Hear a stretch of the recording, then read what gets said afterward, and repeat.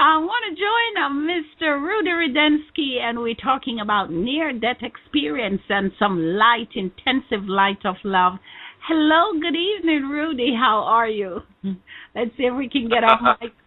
We can have some music going this evening, but not sure what happened. But thank you so much for being here, and welcome to Caribbean Radio Show and the Near Death Experience. This evening, topic is going to be the metaphysical intuitive coach talk near death, and you just take it away, Mr. Rudy. Well, I can't wait to hear the guest is going to be calling in, and I don't know if she's called in yet, but this is going to be an amazing knockout punch for anyone who thinks that there's nothing after this life. I mean, oh my gosh, if you hear her story, I don't know how you could possibly believe anything otherwise. I think a lot of people they have questions about what happens after we die, and they think, well, I'm just going to die. And I'm okay with that if they're okay with that. But what if they're not okay with that? What if they want to go somewhere special? You know, I don't want to drag somebody to heaven, but if they want to go, that's great, because a lot of us have already.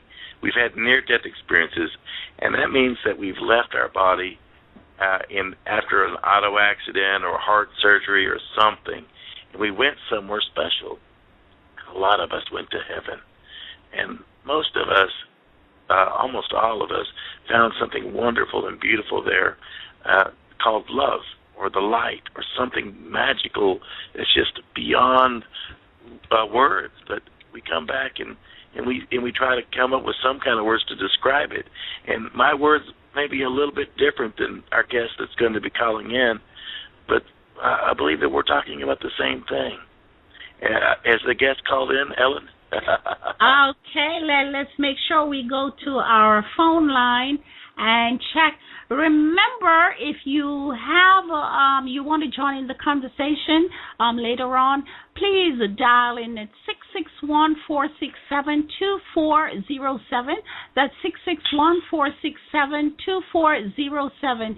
And please press 1 on your telephone keypad.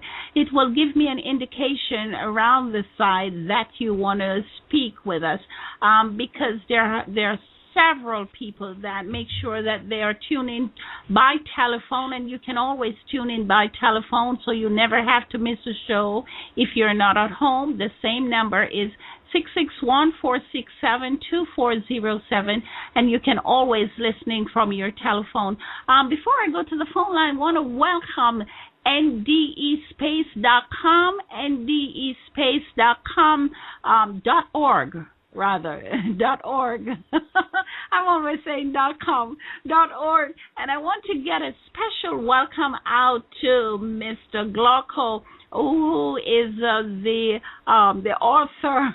I call it author, the author and instigator of the beautiful journey there at ndespace.org.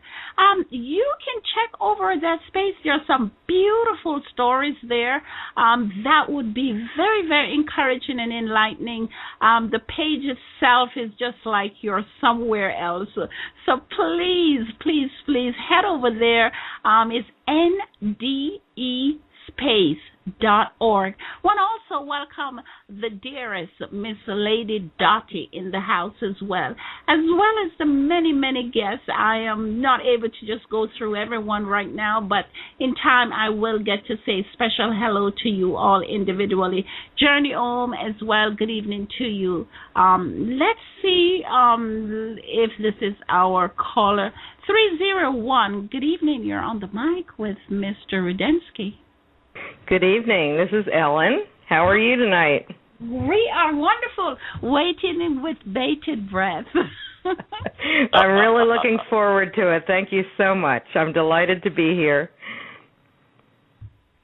Dr. Richardson, I just briefly talked to Ellen yesterday, and I just can't tell you how encouraging it was to hear someone, you know. They say I met a person I like today. They agreed with me. So we both had a near-death experience, but I think that Ellen's is very extraordinary, and I thought it would be great for our listeners and those that download through the archives to actually listen to her story. And I'd like for Ellen to just introduce herself, tell us a little bit about you, and about how you came to the conclusion that there's life after death. I'm glad we have a while to chat, Rudy, because I can talk a lot. Well, I actually came to the conclusion. Well, let me start with introducing myself. I'm sorry. My name's Ellen Dye, and I've done a lot of different things in my life.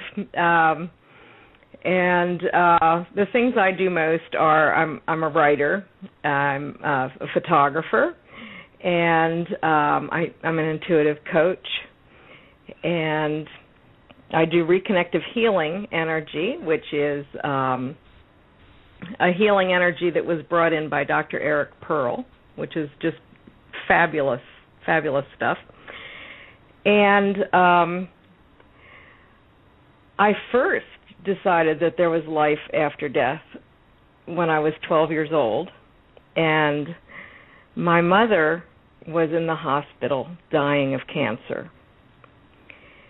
And I had been asleep in my room, and I woke up, and she was there in my bedroom, just as clear as I could see somebody else walk, any person who might walk into my room.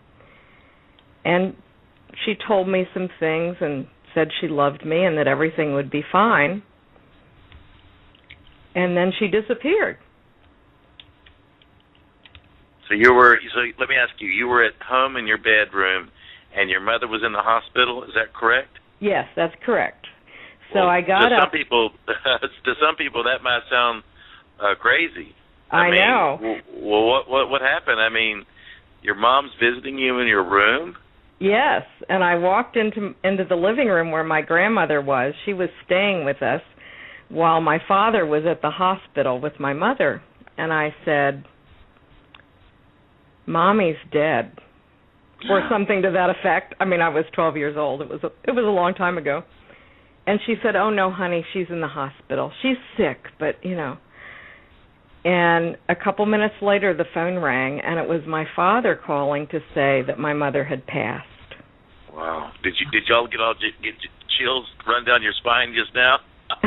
I did. Wow. How about you, Dr. Richardson? Does that send chills down your spine? It does. So something happened out there. It wasn't just in your imagination. Something really, really happened. I had a similar experience with my mother. I was in the military, and I was in the shower. Now, you shouldn't really think about your mom in the shower, but I was in the shower, and I heard something screaming out, and I ran with my towel downstairs from the barracks out to the telephone, and I put my quarter in there and called home, and my mom had cut off the end of her finger. So there's something going on out there, and she was in the hospital. So, I mean, I'm not saying that she had died, of course not, but what I'm saying is maybe there's something really special between people who, between children and their mothers, or maybe there's something special about all human beings. Maybe we are connected in ways that we never thought were possible. So that's, was there any more to that story, or is there more? Well, that was the big part. It started me even at that age of thinking there's a lot more going on than I'm learning in Sunday school. And so I pretty much started on a quest to get answers. And it was funny when I was in high school, when all the other girls were sneaking out of the house to go on dates, I was sneaking out of the house to go to seances. Well, that's interesting. Did you discover anything at those seances? I had one when I was in college, we had a bunch of the girls in the dorm down in my room, and we had the Ouija board. And we were suddenly the Ouija board started to spell out, and it spelled out Mommy, which was what I called her.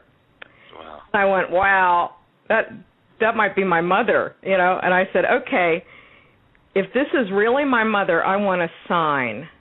I want you to turn off the lights. And, you know, like 15 girls in this dorm room, you know, collectively pulling their breath and wait. And nothing happened, and the lights stayed on. And all of a sudden we heard this scream down the hall, and it echoed. And we all went running out into the hallway of the dormitory. And the person who had screamed was in the shower room taking a shower, and all the lights in the dorm went out except the lights in my bedroom, in my dorm room. We didn't use the Ouija board after that. I think I freaked everybody out, but I thought it was cool. Oh my goodness. Oh, well, you know. Did you have any friends after that? Pardon me? Did you have any friends after that? Well, yeah, they all sort of looked at me a little weird though for a while, and nobody would go near the Ouija board. Oh my goodness. Well, if you were brought up in my church, you would have gone to hell for using that Ouija board. So. Yeah. Well, and I don't really advocate, and you know, people using it. Supposedly all kinds of things can happen, but in that particular case, I felt that we were protected. At that point, I knew to, you know, wrap us in the white light and that sort of thing to be protected, and I felt that it was my mother, so I wasn't concerned. Right. So let me ask you a question now, Ellen. You were a religious seeker, or were you a spiritual seeker? Can you tell me the difference between the two? Yes. Well, I think to me, religion is. I think of it in terms of the institutions and as an organized religion, and sort of the dogma and the rules and the tenets that a particular religion may have accepted over time. It was interesting. I went to a religious school in elementary school, and we went to a different church for church and Sunday school. And then at one point, my family moved, and we joined another church of a different denomination. And then the last one was that my father remarried someone who was Roman Catholic. And it really started to occur to me that there were things that these different religious denominations said that contradicted each other. So it was obvious to me that, you know, either somebody was wrong, you know, or something, because they taught very different things in some cases. So I think I never took the dogma literally. Mm-hmm. And I'm even today I'm surprised sometimes when I hear that people take certain things literally, because I think I guess I'm very right brain, and I tend to take things metaphorically, and I relate a lot to mythology and metaphor. And so a lot of things I just accept as story, like the parables that are told to illustrate a point, but aren't maybe necessarily meant to be taken literally. I do know that some people do take things literally, and I don't mean to offend them, but that's just not the way I see it. Well, they say that, you know, whenever you're teaching somebody at the end of a gun, they'll believe whatever you say until you at least put the gun away. Well, true. And there's been a lot of that, the whole thing of you have to believe this or you're going to go to hell or something. I just never really believed that. I kind of got myself in trouble in Sunday school too, because I kept asking a lot of questions, and my idea of who God was seemed very different. I could never understand that God would punish people or smite people down, or as they have in some of the stories. That wasn't, somehow in my heart I felt that God was a loving God, not a judging God. And I would ask a lot of questions about, well, what would happen to the babies who didn't get baptized, and what about somebody who lived in a village and nobody ever went there and taught them about Jesus? Would they go to heaven? Because to me, I don't know. Did you confuse your Sunday school teachers?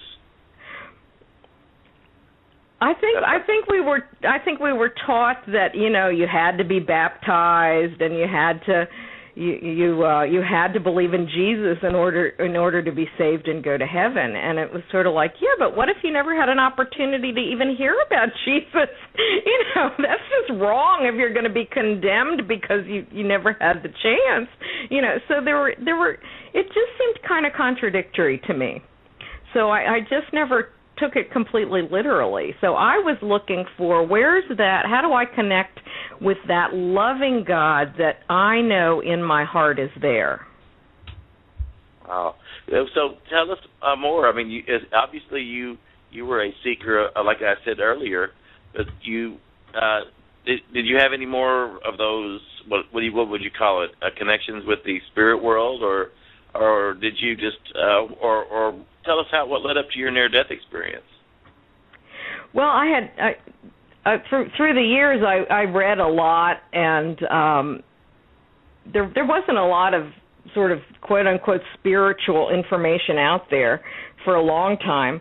But I read a lot, and I had friends, and we would talk about things and that sort of thing. I got interested in Raymond Moody's work about near-death experiences. I think he was one of the pioneers in that field, and Kenneth Ring. And Elizabeth Kubler-Ross was writing about death and dying and the experiences that the people had as they were about to cross over. So I was lucky that I had read those works, and I knew about out-of-body experiences and near-death experiences. So when I had a head-on collision in my car, and I was going down the road through an intersection, and somebody was coming the other direction, and at the last minute he decided to turn left in front of me, and with no warning. And it happened so fast. I think I had enough time to think, oh my God, he's and I didn't even get the word turning, into my head. And I don't know whether I even got my foot off the accelerator. And the next thing I knew, I was looking down at the top of my car. What do you mean exactly? Were you flying up there, or what do you mean? Like it. All of a sudden, it seemed like I was about 20 feet above my car looking down at the top of it. Or are you saying your body was there, or what are you saying? I think my body was still in the car, and me, the essence of me, my spirit, was out of my body, above my car. You were actually looking down at your car. Looking down at my car. Was it messed up? It was funny because the guy who hit me got out of his car and walked over to my car, and I thought for a second, oh, well, that's nice. He's going to check to see how I am. And he reached into my open window and appeared to reach across my body and turned my headlights off. Whoa. Why do you think he did that? Well, I found out later. I was in a contributory negligence state, which apparently means they have a law that if you did something to contribute to an accident, then you were just as liable for it or responsible for it as the other person. and I think he was trying to make it look like it wasn't his fault. And later, you were trying to make it look like you were driving without your headlights? Without my headlights, exactly. So, my goodness, so you actually saw this happening while you were 20 feet above, or your essence was there 20 feet above your car. Right. Well, how in the world could you see that? If you were, were you unconscious? Were you? What would you say that your body was condition your body was in? My body was unconscious. I'm sure of it because I wasn't in it. I wasn't aware of it. Whatever it is that is me, that I identify as I, was not in that body in that car. I later found out because I didn't have a seatbelt on back then. It was 1985. My head hit the steering wheel and apparently ricocheted off and slammed into the windshield. And I had a severe concussion, so I think I was just knocked out or something. So basically, you saw something that was impossible to see. You were knocked out, and your eyes were probably not even open at that point. You're probably unconscious. I mean, I've been knocked unconscious a couple of times, and I certainly didn't notice anybody running around turning the light on or turning the light off or anything like that.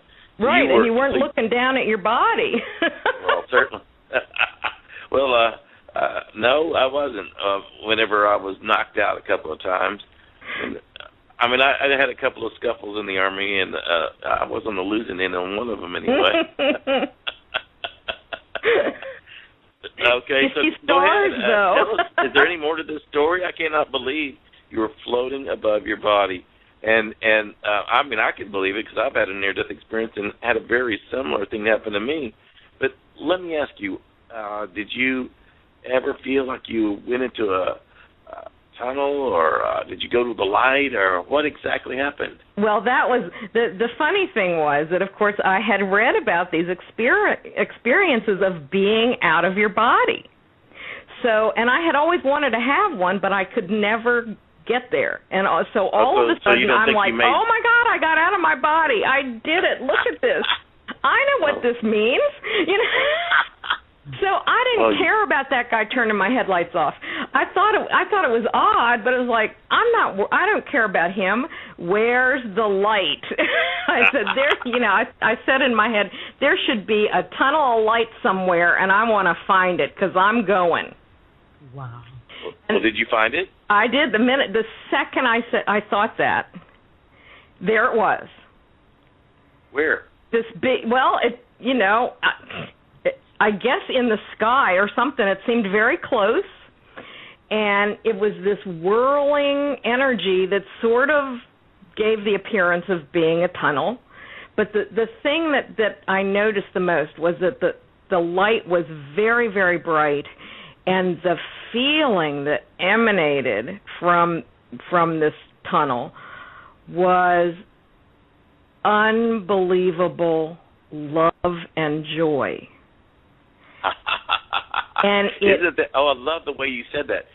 Because I felt exactly that joy part. I mean, a lot of people don't understand. They think, well, love, it's kind of like romantic love. No. It's joyful love. It's kindness. It's more than just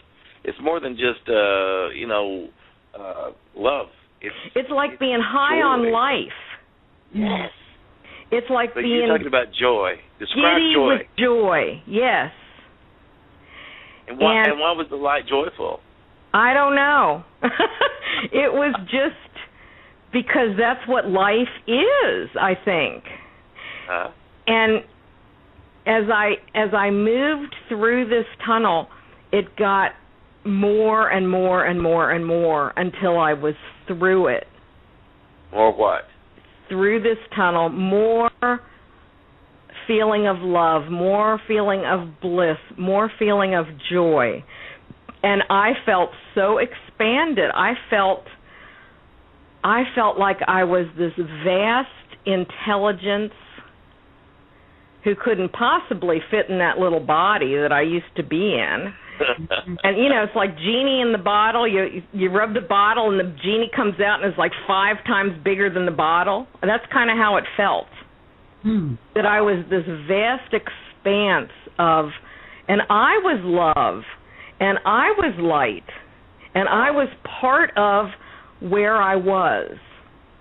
Wow. And it was, it was a timeless feeling. It's like wherever I was not, there's no time. Whether I was through a wormhole or in another dimension or what, I kind of think it was another dimension. And can we talk about this timeless thing? I felt the same exact thing in mine. It was like I was there for days, or I don't even know how to explain it. But there was no passage of time down in my body, at least. How long did your? Well, we'll talk about that later. But what do you mean by timeless? Well, it just felt like, I guess in 3 dimensions, things were so. We're so embedded in a timeline, in linear time, and we have things that give us the impression of time passing. There was nothing that happened there that really seemed to demonstrate that time was passing, and it felt like I was there forever. Because I had all of these experiences that, if I had a watch or something, I'd think, oh, well, that took like 5 years, and then this other thing must have taken like 27 years at least, But there was no feeling of time passing. And there really wasn't movement, except that I would think a thought, and then whatever I was thinking of would happen. What do you mean exactly? So have you already gone into the light at this point, or I'm there, and it didn't seem like a place. It just felt like this giant cloud of love or something. Okay, so it wasn't really heaven to you. It was just it didn't seem like a place. And all of a sudden, I thought, this is just too weird. I have to have something that seems like a place. And all of a sudden it was like a place, and it was, I saw it was like a beautiful park and with pathways and trees and flowers and birds everywhere and blue skies and it was just, and green grass. The colors were more vivid and magnificent than anything I've ever seen, because everything seemed like so much more alive than it is here. Wow. Was there anything dead there?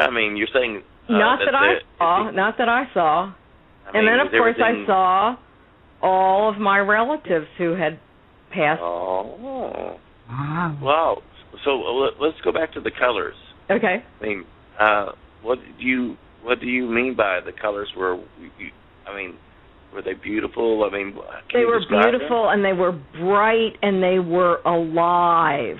Even it's like if you look at a really beautiful flower, and I think of since I take photographs, I love photography and I love to travel, and I have a beautiful I make calendars, and I did a calendar from a couple of trips I did to Jamaica, and I focused primarily on flowers, and I got some of the most beautiful pictures of flowers. I especially love Dr. Richardson. Did you know that you're on Caribbean radio? Oh yes, I know. I didn't say it on purpose for that, but hey, if you live in Jamaica, you know what I mean about beautiful flowers. Fun. Absolutely. But it was like not only were the flowers alive there, but the color of the flowers was alive. Wow. What do you mean, alive? I can't explain that. I don't know. It was like color on steroids or something. It was like if you colored something as beautiful, if you found something as beautifully colored as you could possibly find on Earth, and then you made it 100 times more beautiful color. That's amazing, and I don't want to say anything less about what you just said, but I wanted to go capture something that you said earlier before we move on to your relatives. You said something like, I need a place, and then all of a sudden the place happened. So, yeah. I mean, but do you think that there was something intelligent out there that said, hey, she needs a place, and then manifested that? And so maybe I needed a heaven, because I went to a place that I would loosely call heaven. But, I mean, I probably needed one. But if I was from a culture where there wasn't a heaven, maybe I might have manifested something else. What do you think? I mean, just from experiencer to experiencer, and I'm not going to judge whatever you say. I'm asking, what do you think made that happen? I think it was my thought that made it happen. Okay. Because I believe that we are creators. We're divine, powerful beings, and we create our reality. We create all the time, and we're part of this. Where I was, and I use the word where. That's a three-dimensional word, of course, but where I was intelligent. How can one explain that, unconditional love and joy and bliss being intelligent? But it was. And I was part of that. I was an extension of that, and yet I had my separate persona at the same time. So when I thought about a place, it became a place. Well, can I contribute something here? I had my near-death experience. I'm out here on the end of the pier, honey. Help me out. Well, when I had my near-death experience, I'd never read a single book about near-death experiences. And in fact, after I came back from my near-death experience, it was 10 years later that I even picked up a book about near-death experiences. Wow. There was no preconception about it. Mm-hmm. I went to a tunnel, but I never read about a tunnel. It wasn't in any kind of religious book I ever read. It wasn't in any book I'd ever even heard of. Mm-hmm. And I never knew about going to the light. So you knew from reading about it that it was going to happen, but I didn't have any clue. So I didn't imagine that with my brain. I didn't project it with my thoughts. It just happened for me. Mm-hmm. I'm just saying I think there's something out there that's intelligent enough to know something, but I think there's, to create maybe a heaven, or to create a Jesus, or to create whatever it is that we go and find whenever we go to the light. But so I think there's some essential core things, like going to the light and going into the tunnel, life reviews, meeting relatives. I think that it doesn't matter what culture you're in. A lot of people end up having those kinds of similarities in their near-death experiences. I don't know. I'm just throwing something out there. No, I agree with you on that part. That the people who never knew anything about a tunnel find a tunnel. It's staggering, that they've got this list of features of a near-death experience that people have. Almost everybody who's had one has these things happen. So I think maybe co-creating is the better word than creating. I wasn't the only one creating up there. Okay. Right. It was a two-way street, right? Yes. You absolutely. Felt like this super intelligence was also creating your whatever your near-death experience. You, for whatever reason, the whatever it is out there, and I don't want to use the word G word, because to me, I think that the light I met is bigger than that. Yes, I agree too. To me, what the word that I love was one that I first heard in the Star Wars movie, the Force. I heard that, I thought, that's what it is. I think when we use the word God, it says in the Bible that God created man in his image. But you know what? I think a lot of times in the way we view God in our minds, it's man has created God in man's image. We make God small. Yes. When we think about him, aside from the old man with the beard in the chair in the sky, had to have been in some Sunday school book somewhere. You go and hang out on clouds, right? Right. But even small-minded, as I say, the God I knew in my heart didn't go around smiting people because, for this, that, or the other thing.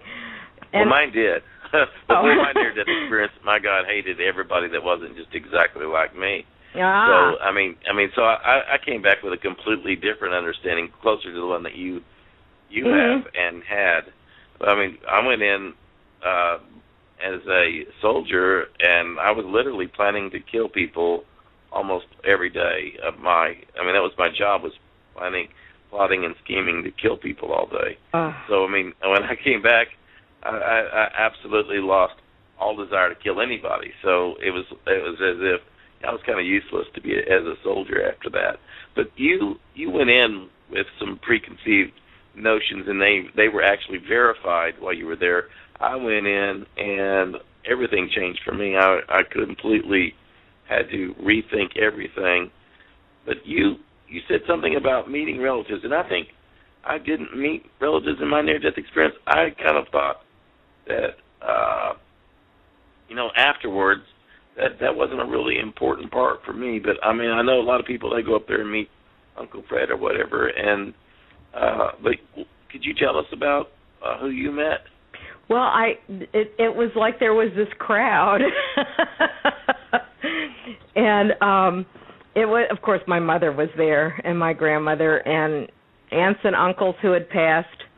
And it was interesting because I believe there were relatives of mine that I didn't even know, like a grandfather who died before I was born. But somehow he was there, and I knew who he was.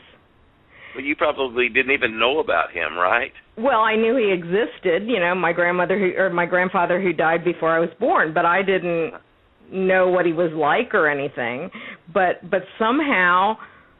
It's like the Native Americans talk about all the ancestors. I felt like all the ancestors were there. Yes. To greet me. Wow. And the ones that I knew kind of looked the way I remembered them, but also it's almost like I love some of the special effects they get on TV now because, sometimes you see these shows where somebody kind of flickers. But they kind of flickered, and like I would look at my mother's face, and she looked exactly the way she looked when I was 12, and then she'd flicker, and she'd look like she looked in pictures of herself when she was 20. And she was flickering, and the thing that it was. It kind of exemplified the idea that we're not who we are in the body. And that maybe they were kind of, they were there in spirit. Their essence was there, and maybe they were trying to sort of hold a picture of themselves for me so that I'd know who they were or something. Or maybe they were connecting to my thoughts of what they looked like when I knew them or something. It's a little vague and a little hard to explain. But the interesting part for me was it was wonderful to see them, and they all were so happy. They were happy where they were, whatever they've been doing since they passed. And that's so reassuring to know that everybody you love is somewhere having a wonderful time, dwelling in unconditional love and joy and bliss. And they were happy to see me, and I also realized that I wasn't supposed to stay there and visit with them. Wow. Well, did they say anything to you? They just said, "Hi, how are you? We love you. We're happy to see you." and I just sort of thought I think I was feeling drawn away, and I was able to see them and feel assured that they were all fine. Yeah. But that's not where I was supposed to be. And this weird thing about this quote unquote place, because there's no passage of time and there's really no distance, and this is where it gets a little strange for some people. I found myself standing kind of in the middle of a circle of these very, very tall beings of light. Can you describe the beings of light? They were about 12 or 13 feet tall. They shimmered with light. What do you mean by shimmered? It pulsed. What are they? It kind of pulsed with light, and it was so bright. I mean, if I had real eyes, physical eyes, I would have really had to have sunglasses on. But did they have clothes on? I'm not sure. I think my impression might have been robes or something, but that might have been just something that I made up so that it could make sense to me. I mean, I think a lot of it is, we try to describe, we try to take in an experience that I think the word is ineffable. It's like a 3D mind just can't take it in. But we try to create a context or some way to understand it. And to me, they kind of were, I would say, very tall, big, huge beings of light that pulsed love, unconditional love and joy. And at the same time, they weren't like, quote unquote, touching me. If we had all been in bodies, they weren't touching me. But I felt just totally embraced in love by these beings. And they felt more like my family than the relatives I had seen earlier. Wow. That's really interesting. What do you mean by that? I mean, more like your family than your family. I mean, does that mean, what does that mean exactly? I don't know. Part of the answer is, being there was like being home. It felt like that was where I belonged. Just in that place, in the light, in the love, in the joy. That I was home, and that it felt like I had been away for a long, long, long, long time. Like I had been away for so long that I had really forgotten what it meant to be home and what it felt like to be home. And this was like every bit of me knew that I was home. And when I was standing in this circle of these beings, it was like they knew me. They knew every single thing about who I was, who I had ever been, every thought I had ever had, every thought I ever would have, every act I would ever do. They just knew me better than I could ever possibly know myself. And they loved you anyway. And they adored me. Yes. Worse than all, you know what I mean?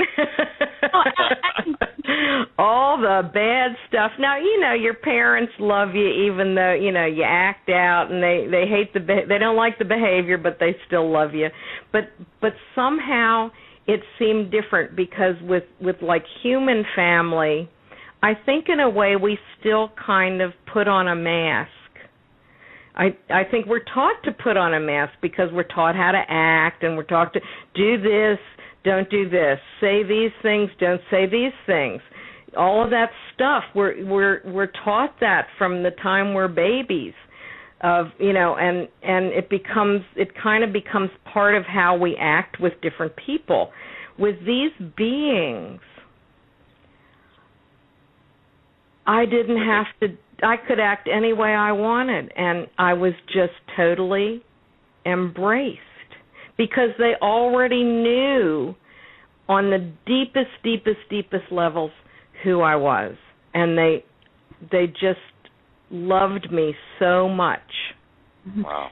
Alan, can you say, I'm kind of hearing, this is really interesting here, when you saw your parents and the relatives on Earth that you knew as parents, there was a connection, but your connection, it's as if they're good friends, you knew them and everything, but when you saw these other beings, that is where you felt a part of that other being. More than with the family, it's more an association. You know them, they're friends, and they play their part. But with these other beings, you were a part of them? Yes. You put that so much better than I did. That's exactly what I meant. That's exactly how it felt. I loved, the relatives that I saw, I loved them very much. And, we went way back. We had a strong connection with each other. But they weren't home in a way, whereas these other beings were. That I was part of them, and I was part of these other beings, and they were part of me. Wow. Could I ask you? I mean, I saw in my near-death experience, I didn't see any people. Okay, I just saw orbs of light. I mean, there was no clothing, no faces, no anything like that. I mean, it was kind of like light eggs running around. But for you, you saw your relatives and you saw them flicker or whatever it is that you did. What about these beings that you saw? I mean, they were shimmering, but can you describe them? Okay. This is where I lose people, Rudy. Go ahead, Ellen. Okay. For years I wouldn't tell people this part of my story because it was hard enough for them to take in the idea of this near-death experience and going to the light where there's unconditional love and joy. But I would tell them this part, and I could watch their eyes just roll back into their heads, I can't tell you how many times that I've been told that I went and met the light in heaven, and that the light was the devil, Oh, my. Angel of light or something like that. But it couldn't be because, you can feel that love. The devil, as the devil is described, doesn't emanate that love that you feel in that. At least the one we're fed, anyway. Right. Well, so the beings were lion people. They were giant people who stood upright like we do, with lion heads and lion manes and lion-like features, and they had hands like human people. hands. Wow. I don't think I ever saw feet, so I can't tell you about that. But it was really strange. I think the TV show Beauty and the Beast came out after I had my NDE. And when I saw that guy, it was like, oh, my God, that's the way men are supposed to look. It's like, oh, I'm in trouble. So I don't think I had any idea. Here's where the co-creation thing comes in. Who knows? I don't think I ever had any idea that such beings could exist. But oddly enough, they just seemed perfectly natural and totally the way beings are supposed to look. It kind of didn't faze me at all because there was so much love. I was wrapped in so much love, and there was such joy it was, I didn't ever want to be anywhere else except right there in that circle of wonderful, beautiful, loving beings. Well, did you see yourself as a lioness at that point, or what? Well, I did feel that they were my kin, and therefore I must be a lion person as well. It wasn't anything that I really focused on at the time. I think I've pondered it quite a bit since then, but at the time it just seemed very normal, exactly the way it should be. And they started imparting all of this information to me about everything, and that's why. It felt like it lasted forever. It just sort of downloaded. Mm-hmm. It was as if I were the computer, and they were downloading files. And as the files downloaded, it was really, really fast DSL or something, And as the files would finish downloading, they'd burst open, and I would experience everything that had just been downloaded. I got downloads of past lives where, and I would suddenly, as if I had just lived the entire life in what seemed like a second and a half, with all the emotions and what I did and what I wore and who I knew, and of course some of those people were those relatives back there, and all these. Oh wow! And I saw the future, and I saw. And I got downloaded of what life is all about, and why we're here, and what we're doing here, and how beloved we are, and how we're part of God, and how magnificent we all are, and how loved we are. But it was like I got told everything there is conceivable to know in the universe. And the coolest part was, it wasn't as if they were telling me anything new. It was like I knew it all along, and they were just reminding me that I knew it. Wow. Unfortunately, I forgot most of it when I came back. Was there anything significant that you can remember? I mean, you said that you were a part of God, and you knew what was important. What is important? Can you tell me, Ellen? Can you tell Dr. Richardson? Can you tell everyone out there in the audience listening? And I know there's probably some questions that we might have. I mean, whenever you say you understood what was important, I mean, surely something stuck. Oh yes. I didn't remember a lot of the details. When I came back and everything was different, the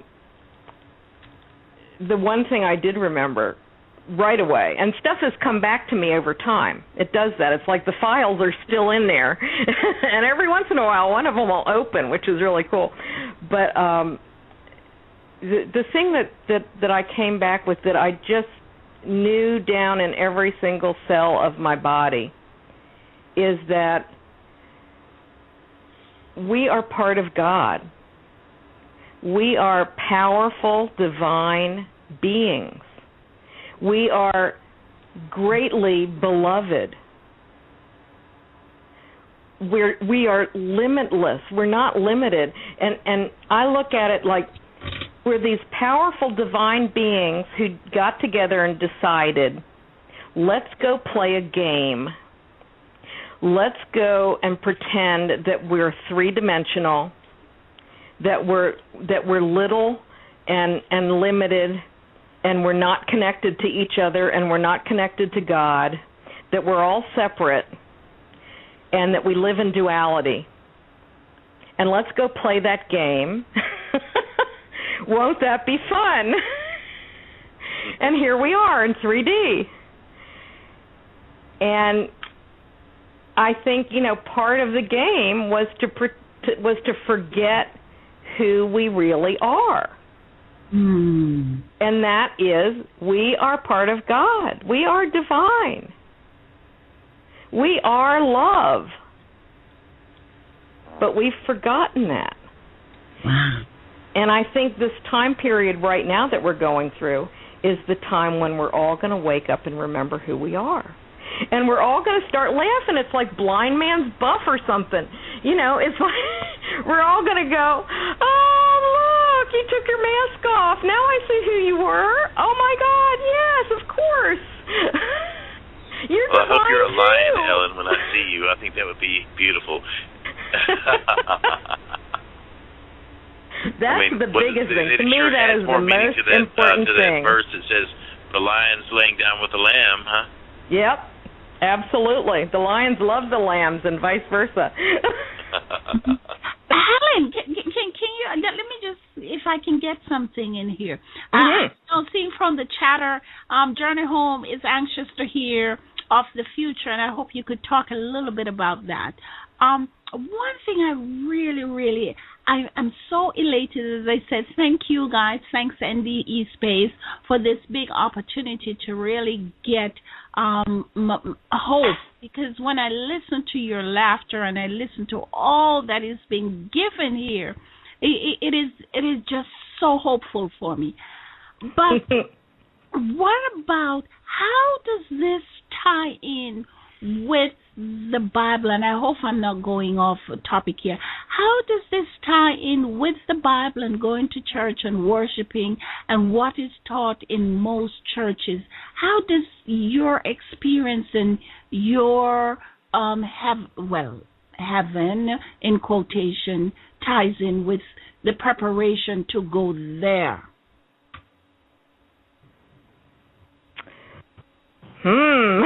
Well, now that's a big question. I think, to me,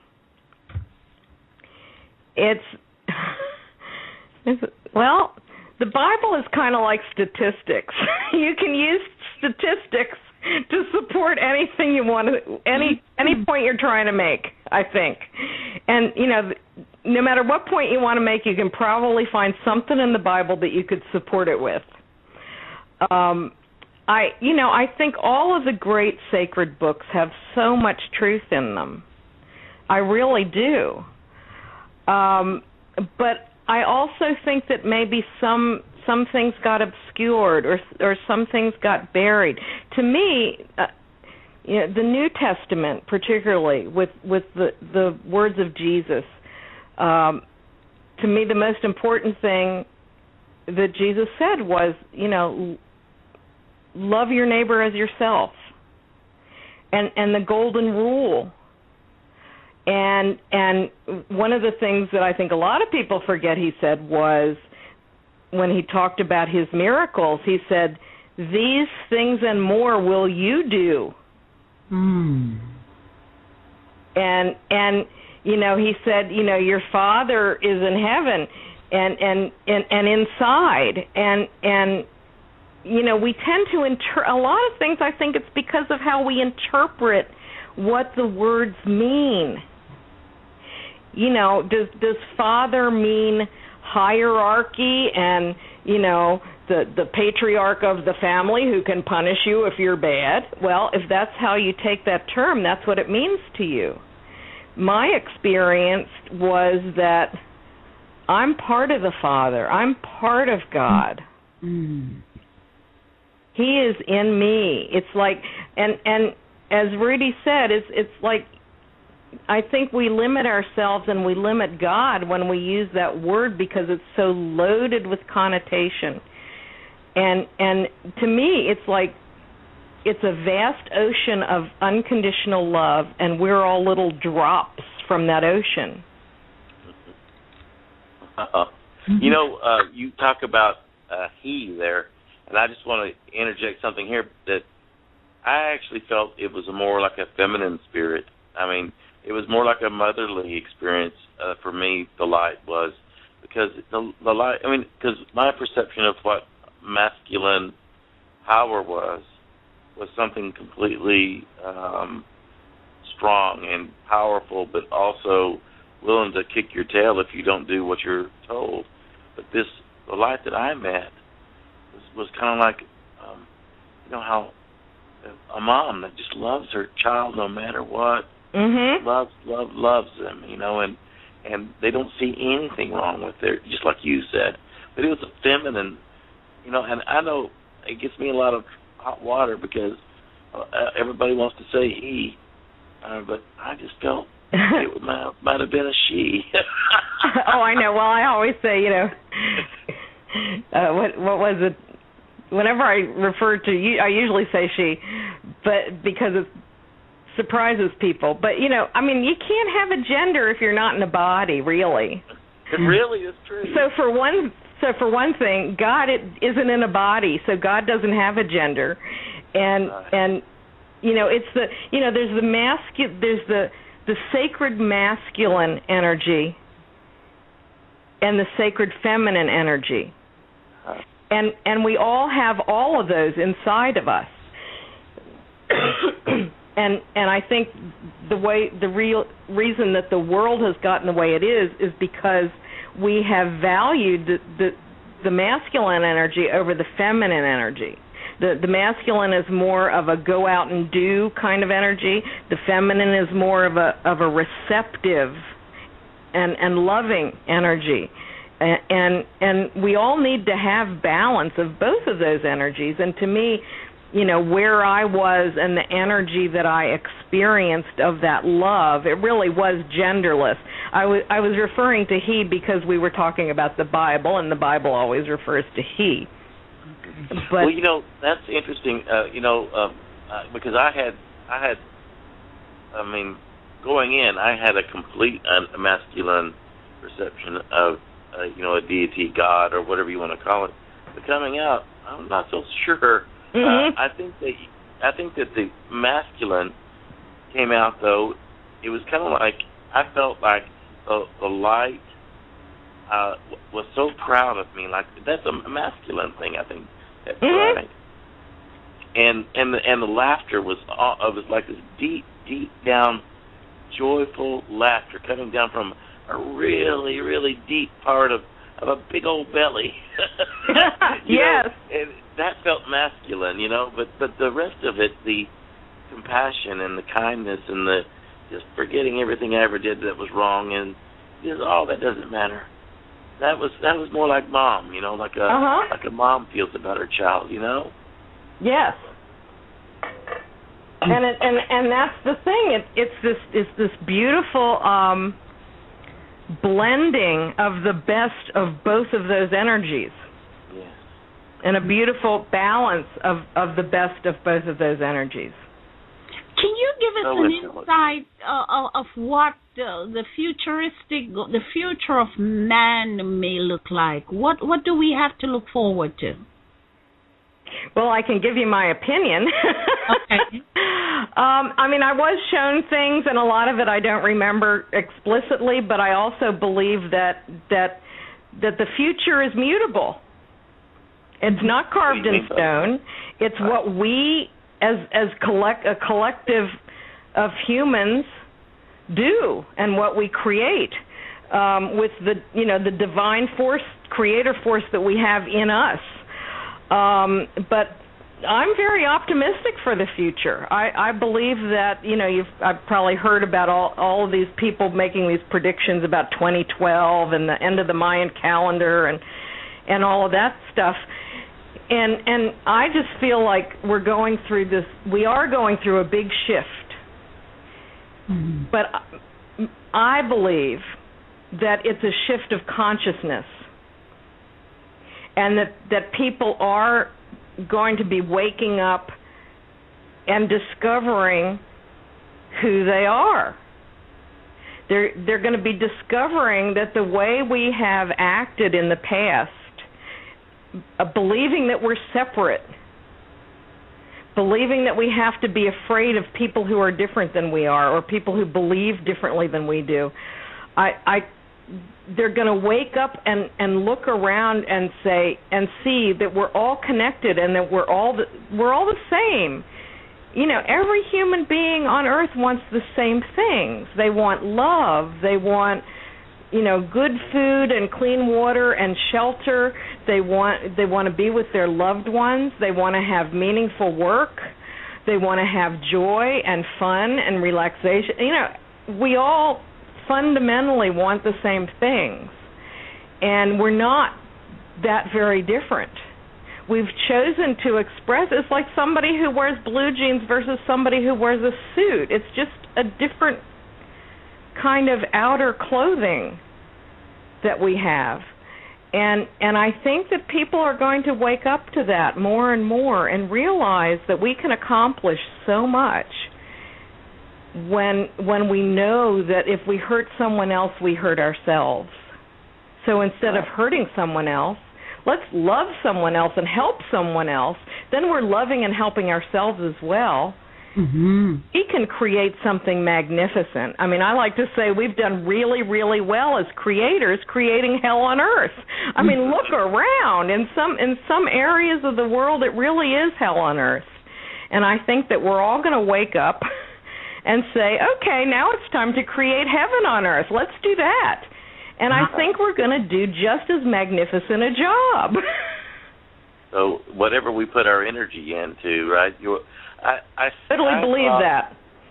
You know, I came back and for my near-death experience, and while I had plotted and schemed to kill people all day long, every day, I even did it in my off time. I would sit there and study up on how to kill people and how to the foreign countries, their all their weapon systems, and I would role play it, and it was just so ingrained in my mind that I needed to kill the enemies of God, and that I literally, you know, thought that God hated them.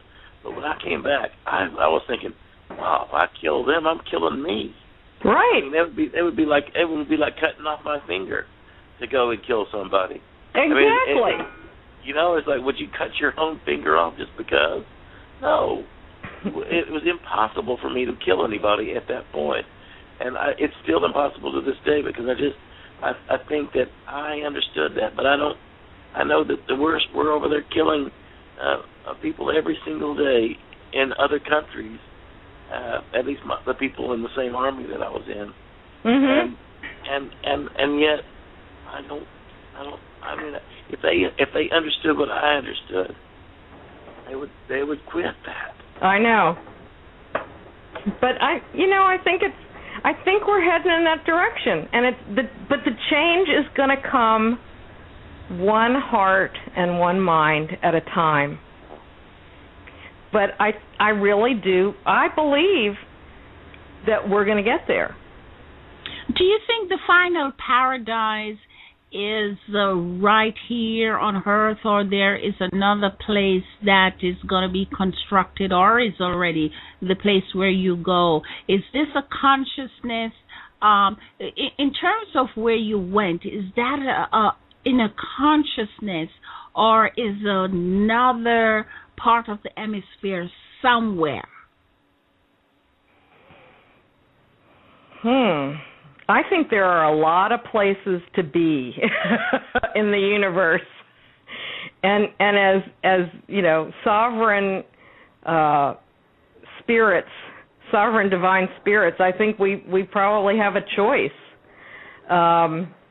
You know, when we decide that it's time to leave this body in 3D that we're in permanently, I believe that we have a choice of where to go, depending on what our interests are. I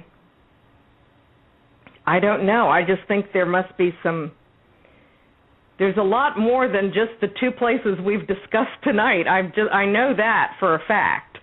I'm sure of that. I just don't know what all the options are. But I think that we are going to create a paradise in 3 dimensions. This one you're talking about on this earth right now. And I get the impression that it's never been done before, and that the universe is watching us. Well, you know what? I experienced the same exact thing in my near-death experience.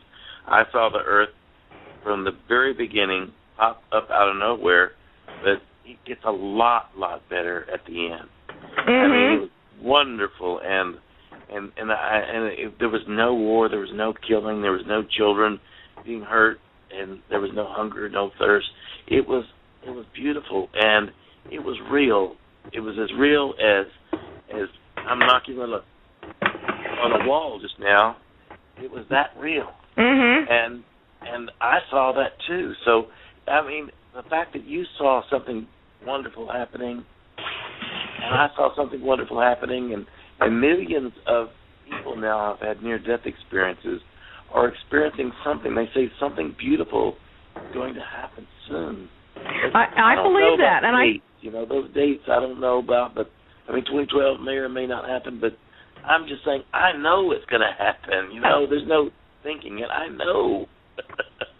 That's what we came. I think that's what we came here to do. Millennia ago. That was all part of. That was part of the game, and that we're. It's kind of like I like to use the play analogy that we're in a play.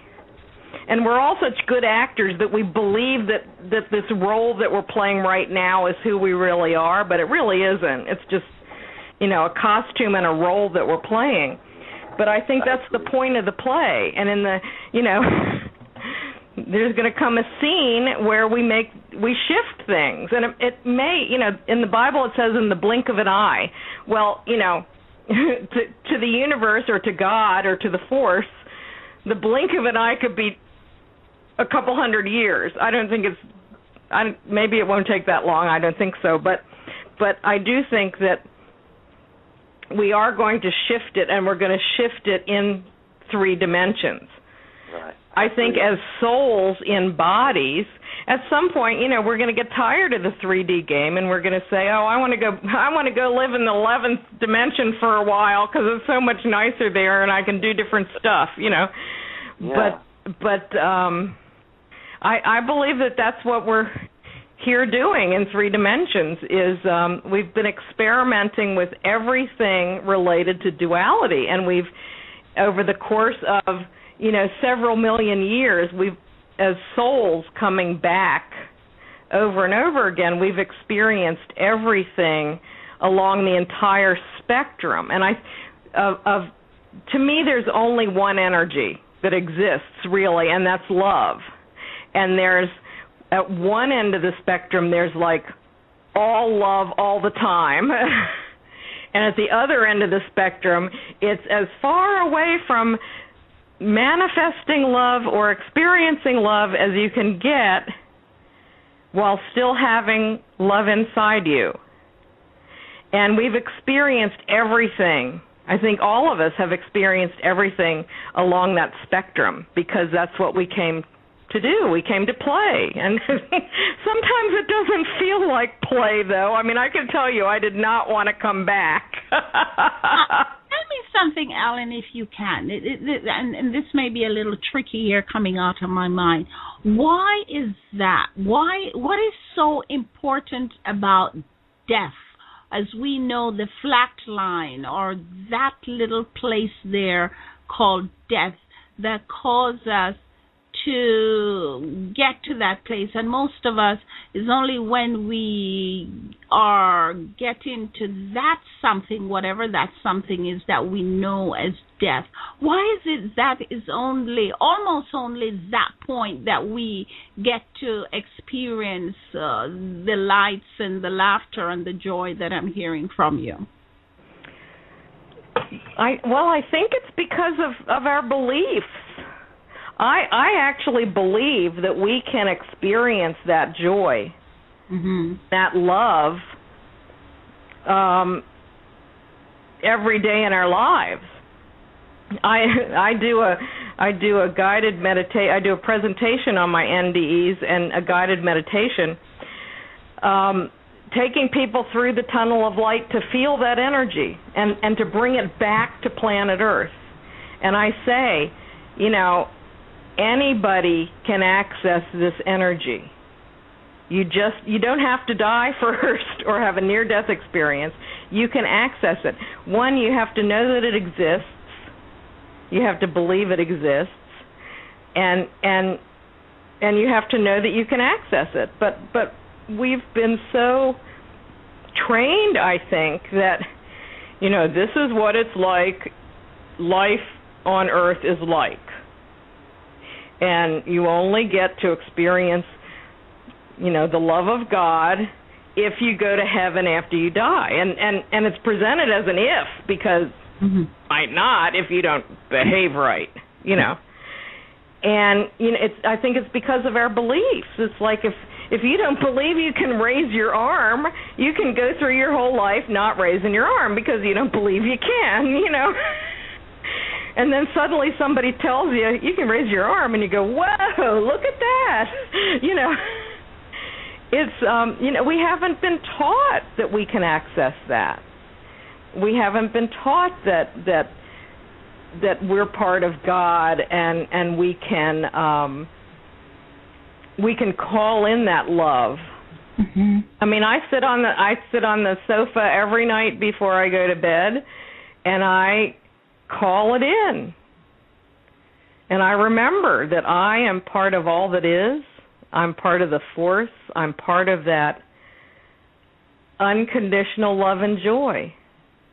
And I wrap myself in it, and I sit there, and sometimes if I've had a really bad day in 3D, it takes a couple minutes for me to allow that to really sink in and to actually feel it. But I can do that, and I believe anybody can do it, because that's who we are. We're never far away from that, because it's inside us all the time. Mm-hmm.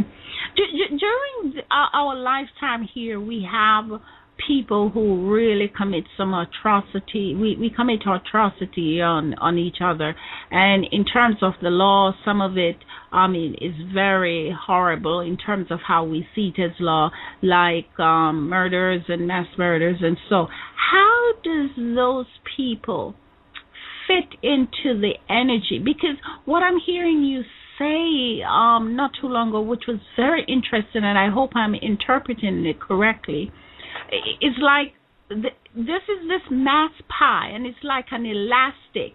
It can push out and go further away from center, and then whatever happens, if we call it death or meditation, it can pull right back in center and becomes center again, which it is not. It is center with the spirit and who we are. With this big pie, mm-hmm. we can separate ourselves and become back center.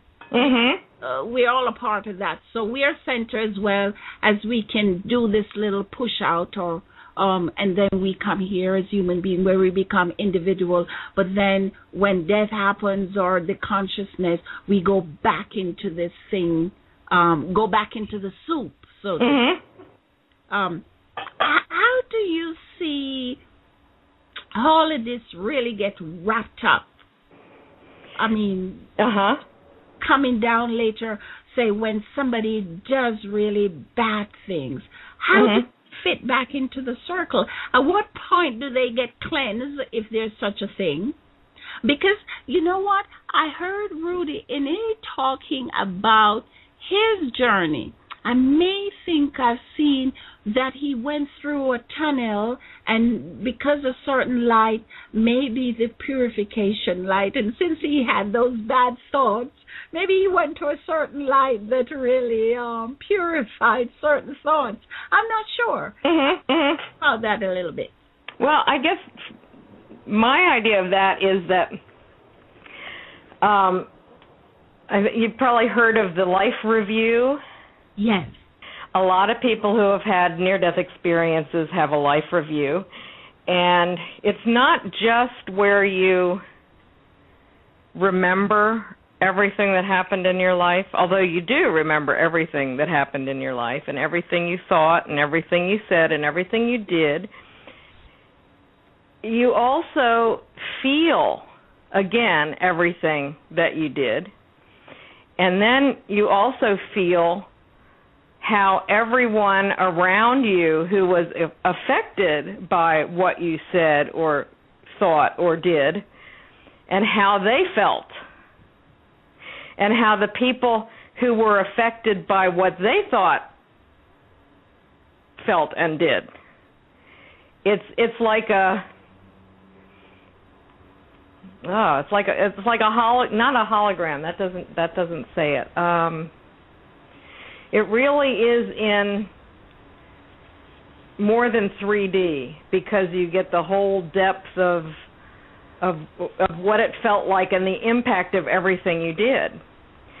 I think for a lot of people that's not pretty at all. But it's my belief that God does not judge us. Oh. God just loves us. No matter what we do. But we judge ourselves. Yes. And so, say, for example, I wouldn't want to be Hitler, because in that life review, he's probably still having it, because he's going to feel and experience everything that everyone felt and experienced in relation to everything that he did. And but the other part's true though too, Ellen. I mean, I don't want everyone to think that it's all horrible, because what you're talking about tonight, if you touch somebody's heart tonight and they go out and love a little bit more, I'll get to feel that too. Kind, yes, we get to feel that, and not only do we get to feel it for the person that we're giving it to, if they go and love somebody, yes, and that person loves somebody, and it's like the butterfly effect. What we create exactly right. I've heard somebody say it's something like a combination of math and music. I like that. It's exponential. It just keeps on growing. And so what we're doing today, Ellen, Dr. Richardson, and everyone listening, is we are literally changing the world right now into heaven. I mean, we're actually in the process right now doing this today, and we can change it. If you just set that part of you in motion, if you just integrate what Ellen said today into what you used to think, and you say, wow, that was absurd. Let's try something that's going to work now, because we really are in a really tough time right now for the world. A lot of children are out there getting hurt. There's a lot of mothers and fathers and their children who are caught up in wars. I mean, there's hunger, there's thirst, there's disease, but we can literally turn this thing around. I really believe that, and I saw it in my near-death experience that the world's going to get a lot brighter. But we have to. You said it, one person at a time. We need to change this thing. And you said that you do some kind of counseling or sessions, but you also said that you've written a book. Could you talk about those things? I mean, could you speak to that a little bit? Oh, I'd love to.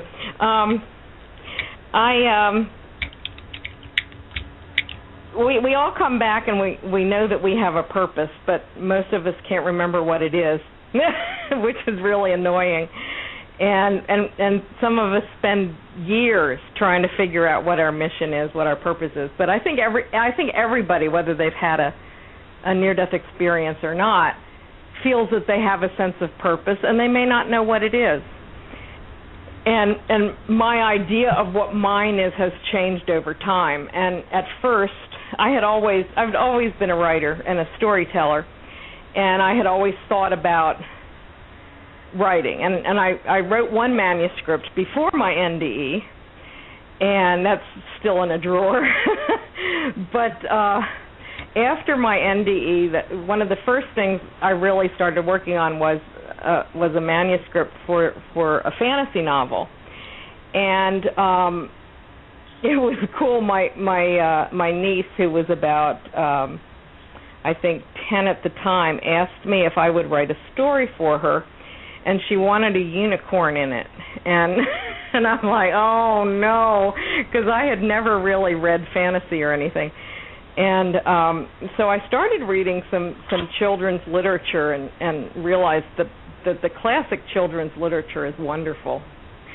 And it's kind of subversive because it always shows that the kids are the ones who really know what's going on, and the adults are either if they're not malevolent, they're just sort of muddlers, they muddle through. But so I wrote this fantasy novel about a 13-year-old girl who goes through a portal to another world, and she has to find a crystal that has part of her aunt's essence in it, because her aunt had been to this other world at one time, and in sort of the classic showdown between good and evil, she won, but she left part of herself behind. And in order to be completely well and thriving, now that she's back, she needs to get that other part of her back, and it's stuck in a crystal in this other world. So the girl goes there, and she meets a unicorn, a cranky unicorn, and a wise woman, and a crystal master who teach her about life and how life works. And of course, the most important thing in life is to believe in yourself and to be loving. And so that I wanted to do that because nobody taught me as I was growing up, how life works. It's like the law of attraction. Most people have heard about the law of attraction.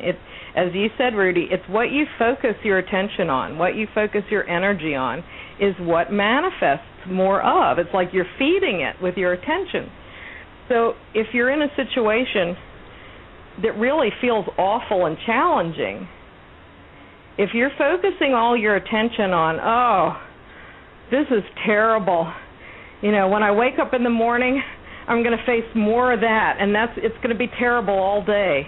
And then I'm going to go to bed, and I'm going to get up in the next morning, and it's going to be terrible all that day too. Well, you're putting so much energy into it being terrible that's what you're going to create. And the key, it's very difficult in 3D. It's very difficult. But the key is to retrain your mind to focus on what you like, yes, what brings you joy. Even if it's one tiny little thing. If you've got somebody that really gives you a hard time, say you have a boss or something who just seems to give you a terrible time, if you can not focus on, now sometimes you have to because you have to deal with it. That's the problem.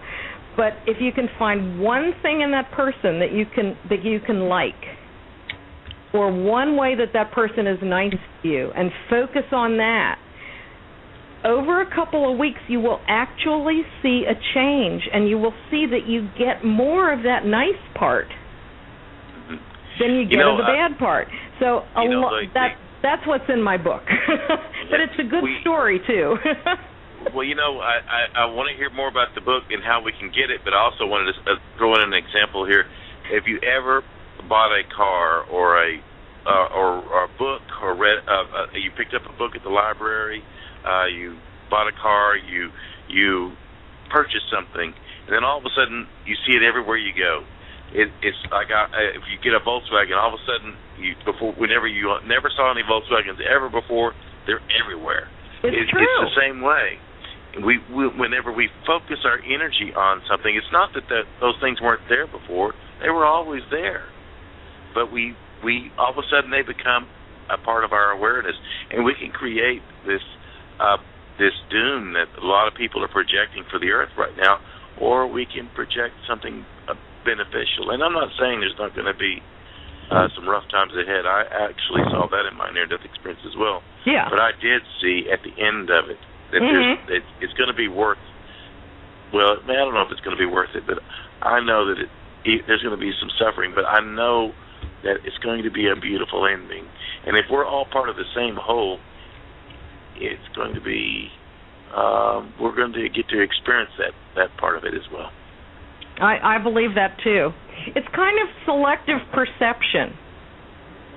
It's what do you want to perceive in your world? Do you want to perceive the things that you don't like and that aren't quite working right, or do you want to perceive more of the things that are fun and bring you joy? And it's just when I took teacher education years and years and years ago, and they had this theory called ignore aberrant behavior, because kids will act out in class because they want attention. And as a teacher, if you don't give them that attention, you're not rewarding them. If you're giving your attention to the kids who are doing what you want them to do, like participating in class and acting appropriately, and the person who's acting up isn't getting the attention he wants or she wants, they're going to stop acting that way, because that's what they want, is the attention. Yes. And the only way they're going to be able to get attention is to start acting the way that receives attention. So it's the same kind of thing. It's not that the acting out isn't there. We all know it is. There's a lot of things in 3D that we don't like. And a lot of people I know are really suffering with things. And it's very hard to pull out of that and say, I'm going to find something good that I can focus on. But in a way, that's what you kind of have to do. Because if you're thinking, I can't pay my rent, I'm never going to be able to pay my rent, I can't get a job, I can't pay my rent, I'm going to be thrown out of my house, sooner or later that's going to happen, because you're putting so much energy into that. But we've all heard stories about how people have a tragedy happen and they turn it around into something magnificent and something beautiful and something that really helps others. Like it was one woman whose child died in a car accident because someone had been drinking, I think, and she ended up starting the movement Mothers Against Drunk Drivers. Mm-hmm. And it's that I do think it says in the Bible, I can't tell you where, but I think it's not what happens to us. It's what we make of it. It's what we do with that experience and how we respond to it. And we can use experiences to defeat us, or we can use experiences to create something beautiful from it. And well, I know that for sure that I didn't want to come back after. I mean, I felt like I was tricked into coming back. But I was hornswoggled. I was duped. And I every day I'm here, I feel like I'm like a stranger in a strange land. But I do identify with your near-death experience. It really means something to me, and I would just totally dig seeing a live person. But I mean, that would just be amazing to me.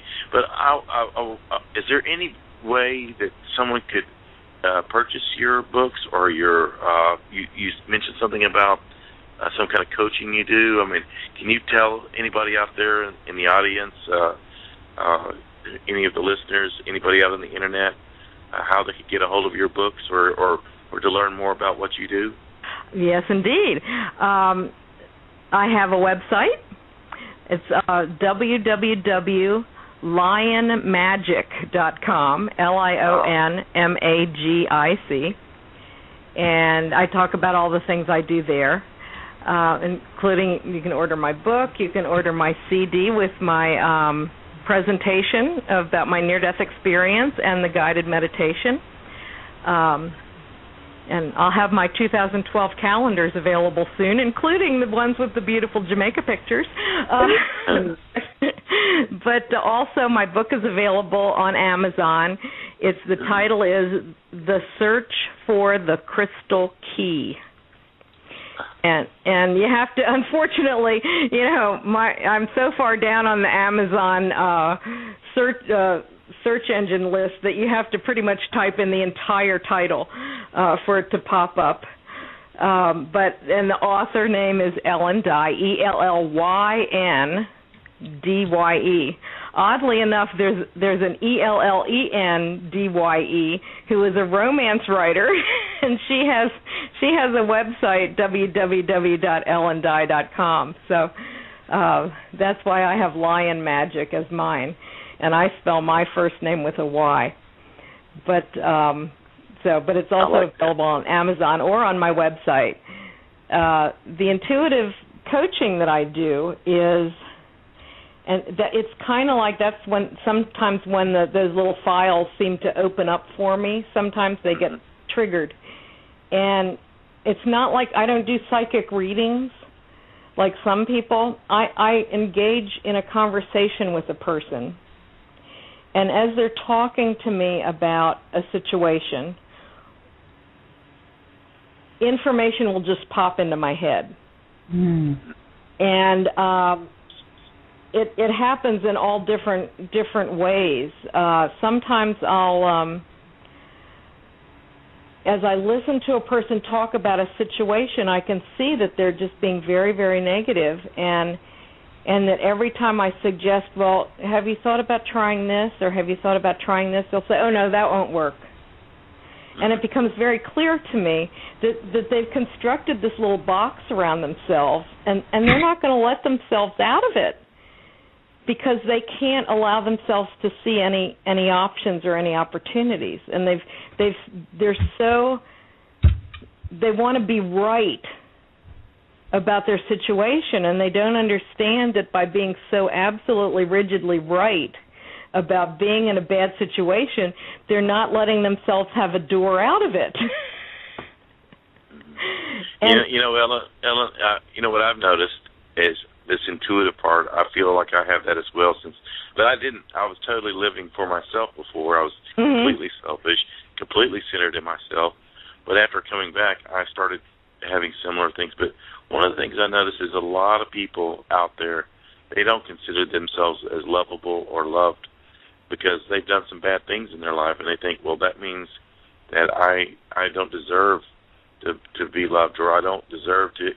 They won't allow themselves to even help other people because they think that they just don't deserve it.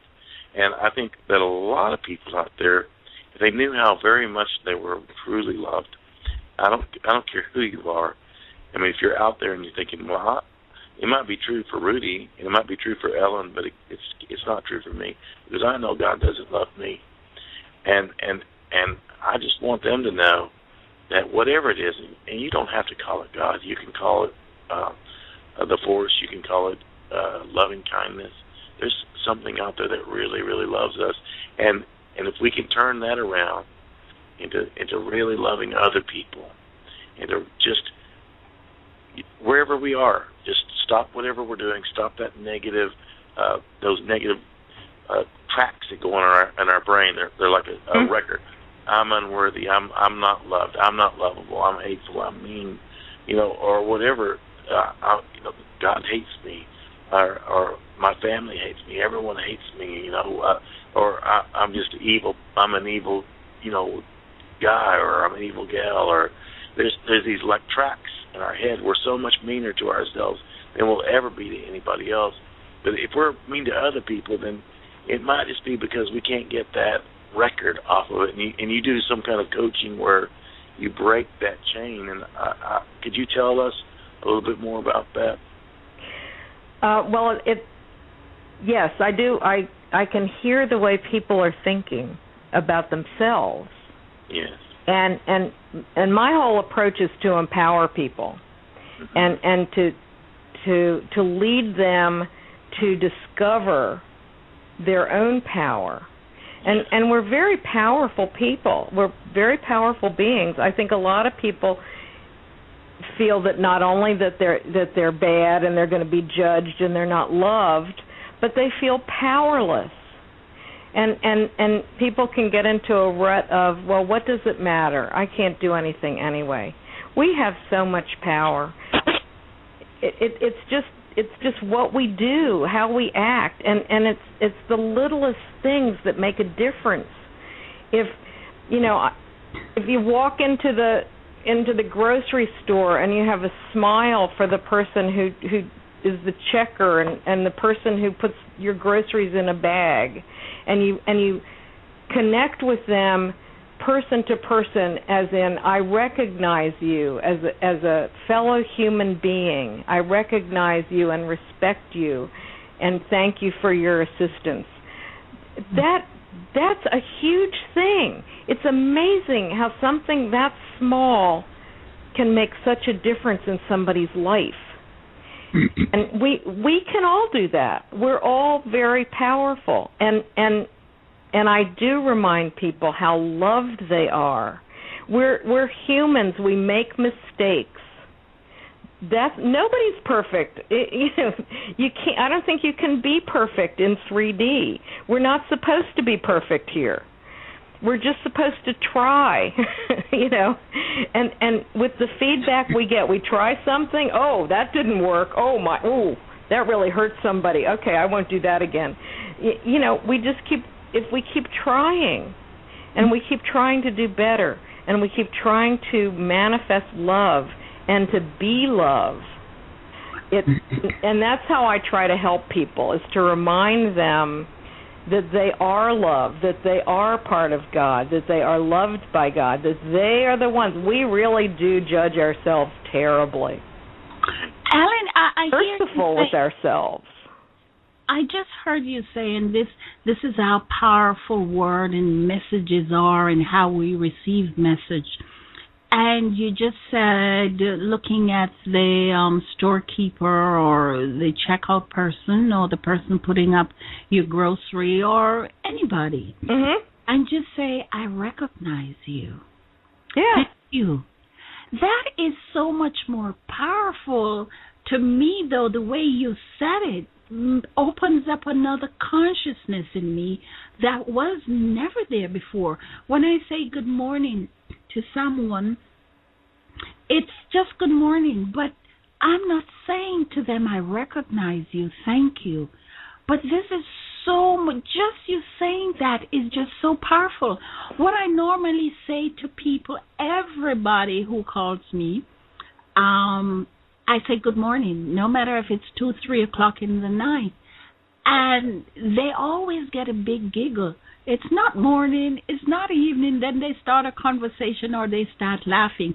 I says, well, the fact that you start laughing or you start really ponder,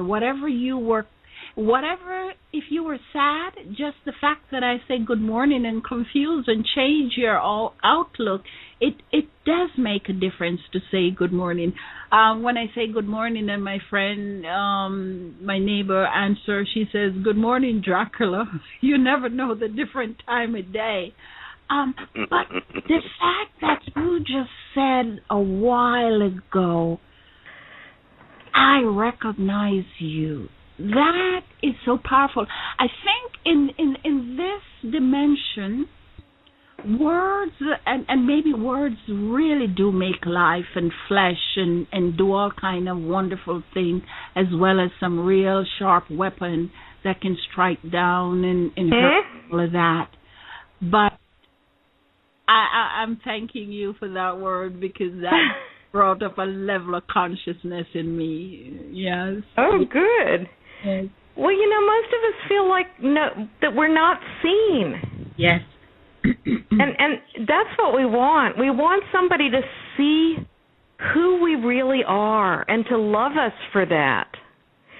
And I think most people on the planet don't feel that. They might have very loving relationships with people, but they still don't feel like they're completely seen. And it's funny, because it takes me all the way back to those lion beings and why they felt like home, because I knew they saw me for everything I am. And we all crave that so much, to have someone see us and acknowledge us and recognize us. And love us and respect us for that, for being, for being here at this difficult time and making our contribution to the world. And every single person, I think every single person deserves respect. And we seem to have lost that in our society, because we're all so busy and we're all so worried and we all, are afraid of everything. And just, as you say, anything that you can say that will give somebody a giggle or make them feel like it's that connection. It's a soul-to-soul connection, even if it's only for a second, that says, hi, I'm here in 3D, and you're here in 3D, and I see you, and I'm glad you're here with me, sharing this often very difficult journey. If you go and say that to somebody, trust me, they're going to run away as far as you know where. Yeah, but they'll be smiling when they do. Yeah. I do that when I see little babies in their parents' arms or in a stroller. I do this, and people do look at me like I'm crazy, but I walk up to them and I look them straight in the eye, and I say, hello, thank you so much for coming to planet Earth. We need you here. We're so happy that you're here. You're going to help so much. And the parents sort of look at me like, is she going to do something weird? And then I just give them a big smile and say, what a beautiful baby you've brought us. And then I walk away. And I look back and I can see the parents are sort of grinning, and the kids, I mean, the babies get it. I swear to you, they get it. Wow. It's really fascinating. But, nobody greets us and says, hi, I'm glad you're here on Earth, These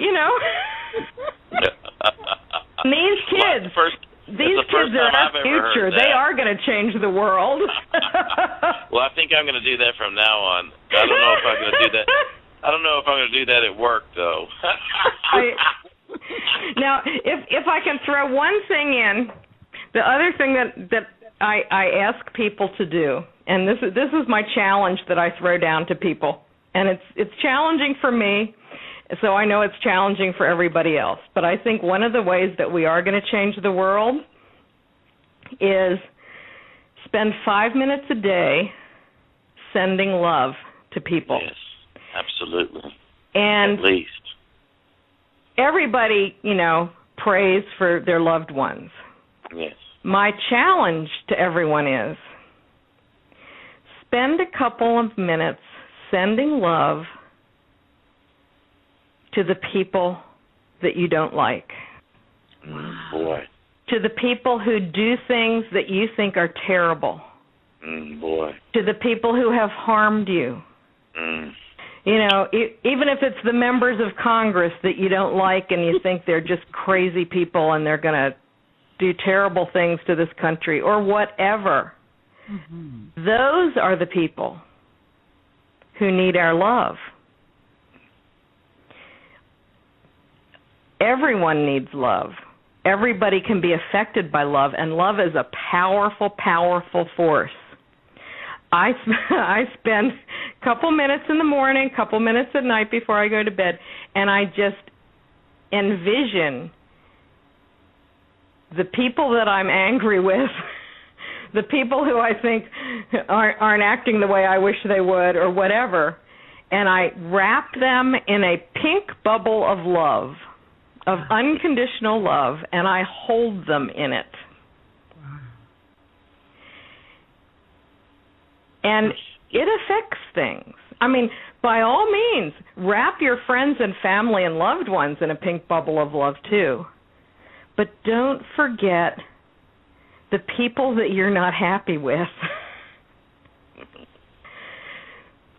Well, Ellen, I love what you're saying. It reminds me of Glauco. He's the creator of NDE Space, and he says, that we are all a piece of each other's puzzle. And you've kind of you've clarified it to me tonight. I mean, I feel like after listening to you, that even the checkout counter person, even the person that's mowing the lawn, even the person who's giving you making your breakfast for you, even the person that you've ignored in your family because y'all just don't see each other anymore because y'all don't see eye to eye. Everyone, if we make them a piece of our puzzle and we truly value that piece, then we're going to wrap that in that pink bubble of unconditional love because they're a piece of our puzzle, and we're a piece of theirs, and so somehow we need each other. And even if they seem like they're the most awful, oh my gosh, I can't stand that person because, but if they're a piece of our puzzle, we have to at least say, hey, I need to do something about that, and it should be love, and rather than animosity and anger. Mhm. Well, and I will say this: I think people don't understand what unconditional love means. I think sometimes, and you and I know what it means because we've felt it.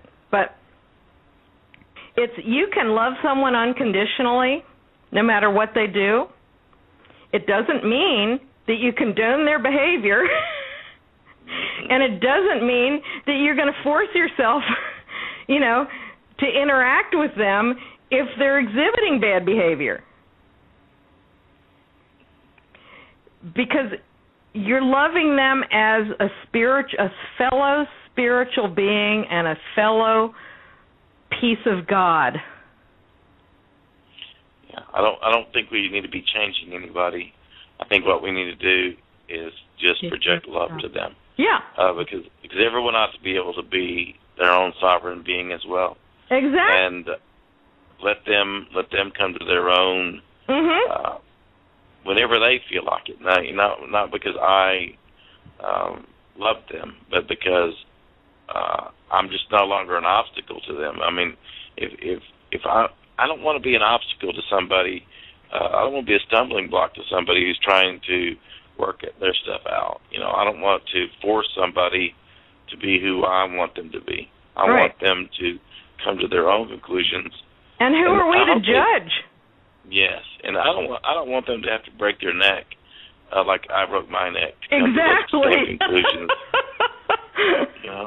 I want them to come through it. But maybe they just wake up and you smiled at them whenever you were getting out of the train, and they see you and they think, "Wow, that person smiled at me," and maybe that little one thing changes them.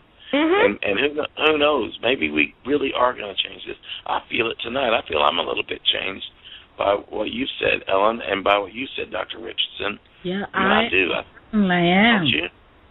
Don't you feel changed? Yes, absolutely. I feel changed.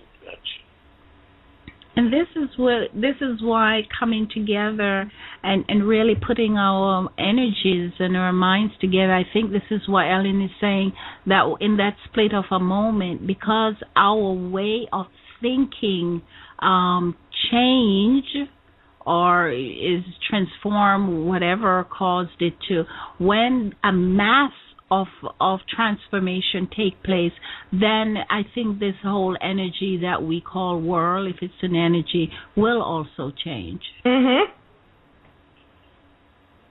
Well, I've heard it said that that we should go out and tell people we love them and speak if necessary. And the way we tell people we love them isn't necessarily, I love you. It's our actions and our behaviors. Mm-hmm. And if they see us acting loving, then they have an example to go by. But for me, as a child, I was brought up with a very, very negative understanding of how to treat other people. And I didn't have any good examples. I mean, I saw fussing and fighting and arguing. I saw my religious leaders and my political leaders calling other people evil, and there was nobody that told me that they weren't. So I think if somebody's out there of showing an example of treating somebody better somebody who they thought that God hated or my kind of people hate, and they saw somebody of a different race treating another person of a different race with dignity and respect and honor, then they might have an example to go by. I just didn't have very many of those examples growing up. But what if we all were an example of that? Dignity, that we treat each other. Absolutely. I think that's what's going to change the world. When we all, because if you know that everyone is part of you and you're part of everyone else, you're not going to hurt someone else because you know that you're going to hurt yourself as well. Mm-hmm. Mm-hmm. It's going back to what Jesus said. Treat the golden rule. Treat people the way you would like to be treated. Not the way people have treated you in the past, because we've all been treated badly in the past. But how would you like to be treated? Well, I've heard this example, and I'm going to use it because I use it pretty frequently. But a lot of people don't know how other people want to be treated. But there's a modification of loving your neighbor as yourself. It says love your neighbor the way they want to be treated. Don't love them the way you want to be treated, because you might not really treat yourself very well. And there's a lot of people that treat themselves very poorly. Mm-hmm. Why not treat them the way that they want to be treated? They need to be treated. And if you do it that way, then that's not in a negative way either. That's in the best possible circumstances. Mm-hmm. We need to treat people and quit forcing our own expectations, our own culture, our own religion, our own perceptions on other people. But if they come to us and they say, "Wow, I'm asking you, how come you smile all the time?" And that's the time to tell them. Absolutely. If they ask you, "Why do you? Well, you're so good at that. How come you're so good at that?" That you might have a chance to say something at that point. But when we force what we want on other people, I think that's oppression. And even if we have the best intentions, sometimes oppression comes out of best intentions. True. I think that's true. Yeah. Can we take a phone call? Let's invite somebody else in the conversation here. 469. Good evening. You're on the mic with Rudy and Helen. Hello. How are you? God, this is just so uplifting. This is like an ascension for me. Oh, yes. Just listening, because I do understand that that love you're talking about. It was the same love that I felt when I met my inner twin soul flame. And it's not in this earth. That love that you're talking about, it's not in this earth. And you feel it, and you could connect that with everything. It's not male or female, like you said. It's just it's a balancing of that masculine and that feminine energy. And it is, wow. It's so great to where it allows you to almost talk telepathy, not in words from the mouth. Mm-hmm. The feeling is so intense. You communicate with the spirit with no words. It's like, even when you were talking about earlier about acknowledging someone, it's like they know that you're acknowledging them, because when they meet themselves on that level, then you can hear each other's. You can hear the energy without the words. They would know that you're grateful. They would know that you're, hold on for one second. They will know that you're grateful and thankful, because, like you said, they are who you are. Mm-hmm. And it's just awesome. This is just wonderful. Wow. Thank you so much. Thank you so much. Beautiful. Wow. Alvin, do you see how wonderful this is? This is beautiful. I'm kind of like floating off of my bed at this point, about 10 feet. Now, isn't it great?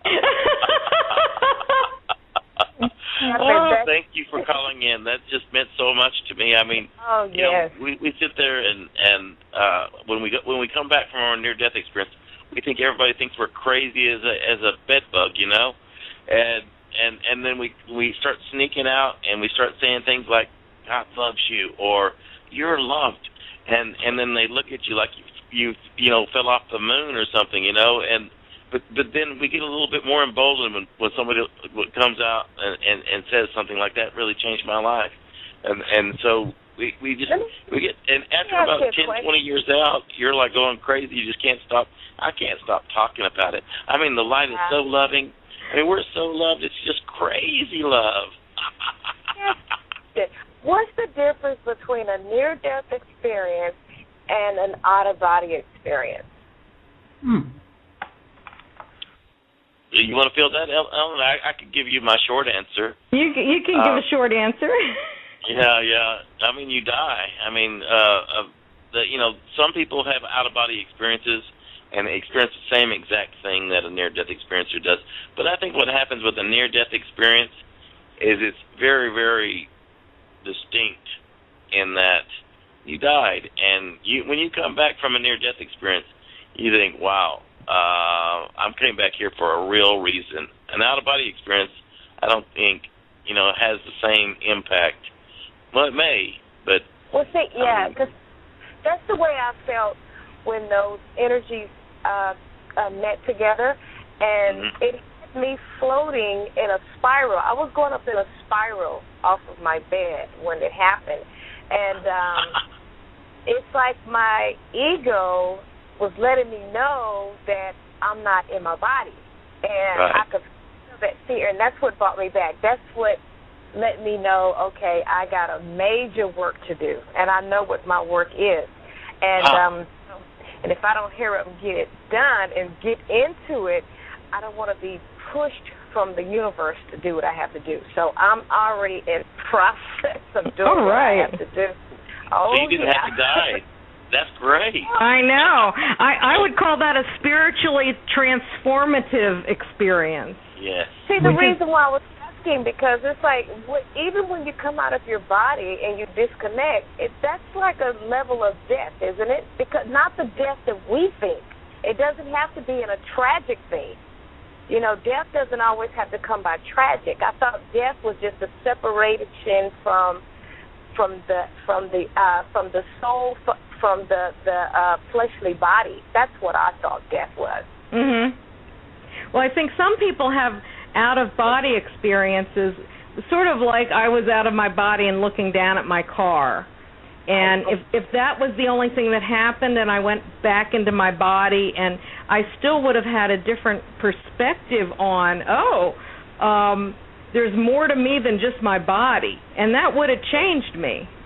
I got and there's the more transformative experience where, as you say, you feel like you have a mission and it where it really changes your life. I think. That's, I agree. Not all out-of-body experiences are like that.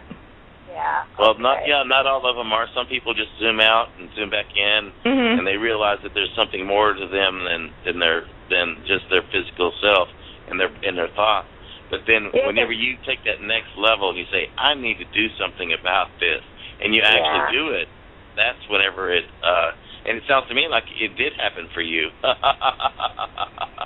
mean, the only thing I wanted to do was express that love to my spouse, but it was so much like I've never felt, where I didn't even know how to express it to him.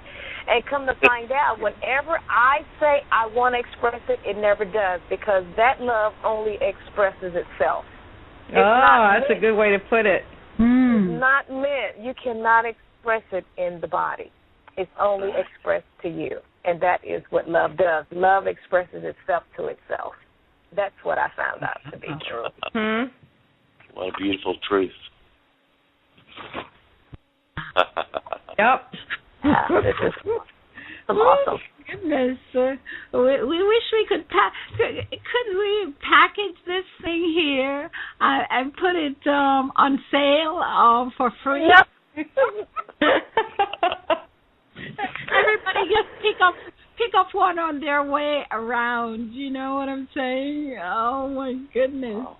Oh, this is just marvelous. This is marvelous. And this is what I was saying. What I think I said this to you, Rudy. Every time we have this this show, we go to church, and when I'm in church, where you're supposed to find love and peace and joy and hope, I've never come out of church feeling the way that I feel when I leave the show. And this is it. I never come out of church smiling and happy and really, really see that there is a light beyond, there is something beyond my body. I know there is something beyond my body. I know there is a sensation or energy, but I really don't know it, but I know it's there. And you try to go to church and you try to get spiritual to make the connect. And it is difficult for a lot of us because we are bombarded by a whole lot of things that really keeps us spinning around in circles. And we never get settled down enough so we can make that transition or get into that consciousness. So we're really in this quadrangle thing, and it just makes it so much more miserable. There are a lot of us who have never got the belly laugh. Oh, there's never so a lot. Important. How many of us go sit on the porch and feel the sun on our skin? How many of us will sit on our porch and watch the leaves dancing just for us, or the clouds in formation just for us, or the breezes gently just sweeping across, maybe a little tingly air on your body, and that just soothes you to. How many of us ever looked and get up and see the glory of the sunrise and just know that just for that moment it is just for you? And it is. If I sit down and watch the sun going down and the intense colors that you can never recreate, and that's all for you, and you own all of this, and you're a part of this, because if you're not a part of this, you couldn't see it and behold it and experience it. How many of us have ever immersed ourselves in the touch, just the touch of somebody's hand touching yours, making you know that you are? Yeah, if us ever got to that point, then all of this would have turned around in the second you're talking about, Ellen, because then all of our consciousness would be to that center. And then it's like elastic. It just right into place. How many of us, when we're walking down the street, especially if you've been to New York, and you see this world just running away from you, and we are so close together, and yet so far away, and we cannot reach out and touch each other, we cannot smile at each other, we cannot help the other person who is in so much pain and ready to do something that is so unthinkable.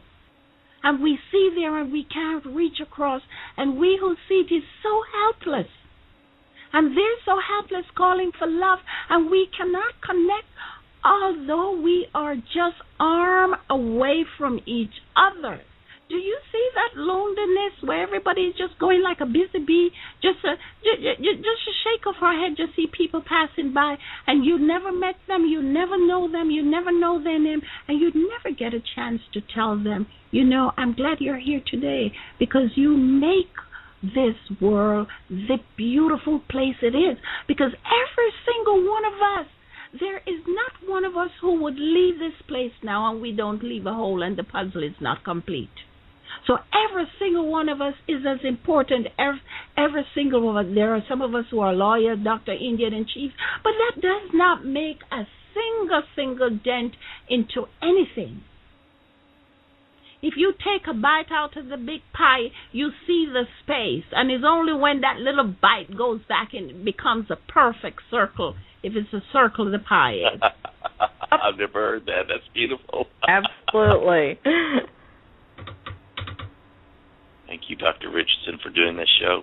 You know, whenever you first suggested that we talk about this subject, I can't tell you I wasn't a little uncomfortable. I was, but I think the more that we talk about it, the more emboldened I feel. I feel like I honestly believe we can change the world. Honestly, I feel like everyone tonight that was listening, if they actually listened, they probably got a little something out of it. And if they go on and share that with somebody else, and we keep on doing this, maybe we will get that heaven coming to earth that Ellen was talking about. We're going to do it. I know we're going to do it. And we can do it in laughter and joy and love of each other. It is beautiful, beautiful, beautiful. Helen, tell us again how we can get your book. Tell us a little bit about what you do where you are and how people can get connected with you. Well, as I said, I have a website.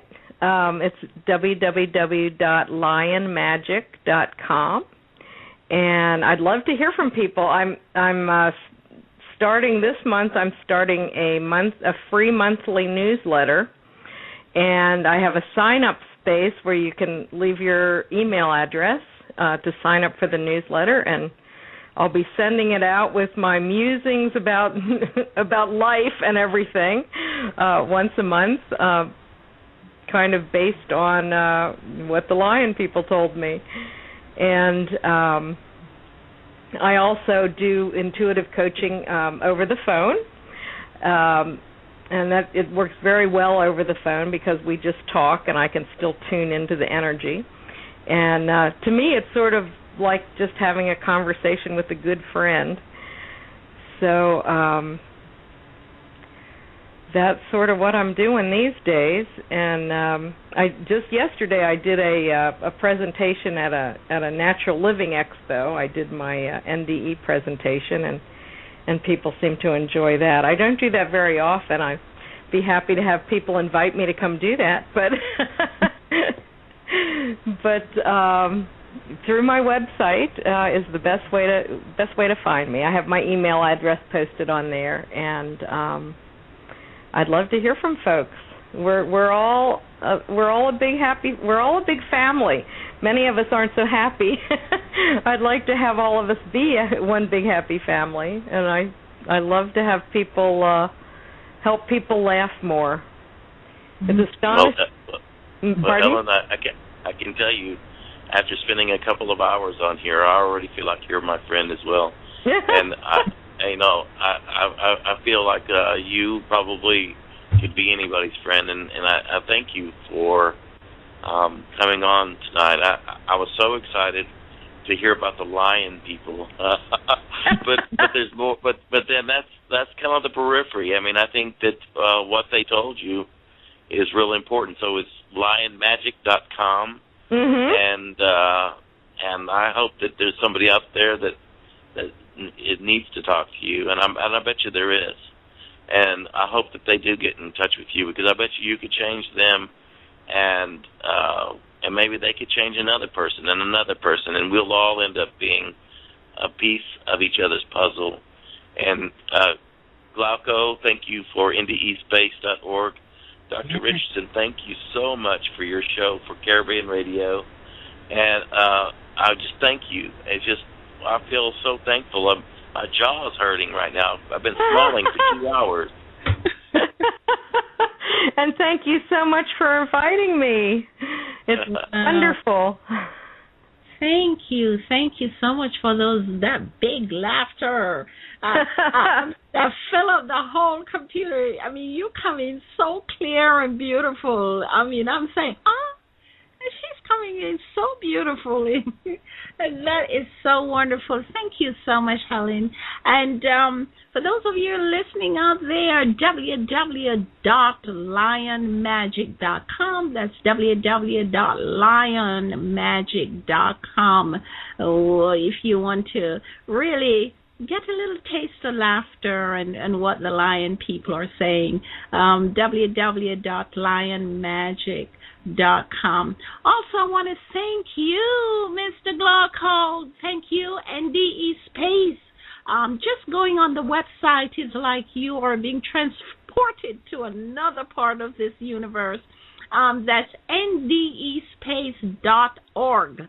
ndespace.org, where all of these beautiful stories are told by so many different people who have a different side of the story to tell, of joy and laughter and love and the beams and the light and all of the good things that sometimes you don't find anywhere else. So this is like a little sacred place where you can go and meet wonderful friends. And of course, if you have a story near that experience, be a part of the website and tell your story there. It's all wonderful, warm, gentle, beautiful people. Lady Dottie, the mother, I call her the mother, Dot Clark. Good night to you. Good night to you. So we have a few minutes left. Mr. Rudy, the man with the laughter. The man that really makes this all happen. Thank you. Thank you. Thank you. Thank you. Thank you. Thank you. Wow. Blown away. Again. Let's see, now we're all high on love and laughter. What could be better? But I hear the other caller that came in, I'm hearing her talking about that intensity, and you could almost go, it is so palpable that it's something you could walk into. You know, I mean, sometimes people say, what are you talking about? But the part of love that people have never felt, whether sometimes you feel it through another human being, help you to feel it, a spouse or something. Sometimes it's just a matter of nature, looking at nature and feeling that. Sometimes it's momentarily, but if it's even momentarily, you suck up all of it. You just suck it up and hold it and just don't want to let it go. And when you're really in need of that refilling, you go back there in your mind. And I think this is the powerful thing about the mind. And here it is where we talk about the Bible, where some of the things that I think is lost in trying to attract the Bible, how some folks interpret it. So we lose this part of the puzzle. I think we lose this part of the puzzle in religion because it's hard for you to tell somebody about lion people and they don't really start to take their time and move away from you. I mean, when somebody says, with my near-death experience, I get into this intensity of the light of love, and somebody's trying to figure out what is he talking about, or my body got, floating somewhere. I think a lot of times we're not ready to hear those kind of things because this is not the norm in our society. Well, Dr. Richardson, I wanted to say something about the lion people that Ellen is talking about. And for those that just have to have a religious context, there's the Lion of Judah in the Torah. Yeah. And the Lion of Judah breaks every chain, and I think the chains that were broken tonight, I think is very, very significant. So if you have to have a religious reference, why don't you go look up the Lion of Judah, and maybe Ellen won't seem so kooky after that. Well, and also, the lions carry this great guardian energy. And, look around. The lion statues are you always have big lions guarding the doors of the museums and the libraries. And, there's the Sphinx. So lions are good. They're guardians, and they hold the love. So I think they do. Okay, well, we're coming down to the last 8 minutes, so Ellen, if you can just one more time give us that website and tell us when somebody wants to talk to Ellen, what kind of problems or what kind of grand emotion would be coming through their mind to come and see you? Oh, well, of course, if one of the things that many of us who have had NDEs do is we help other people who have had them. If somebody has just recently had an NDE or a spiritually transformative experience and they don't quite know what to do with it. I mean, Rudy said he went for 10 years before he found out any information about them. That's very hard because you're so fundamentally changed and you might not know quite what to do with that or, what to do with your life now that everything seems different.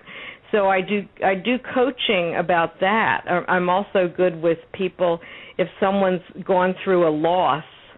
I can certainly help them understand that the person that they're grieving for really is in a better place and is perfectly fine, and the people who leave us through death, they don't want us to give up our lives and just grieve. They want us to have joy too because they're having joy.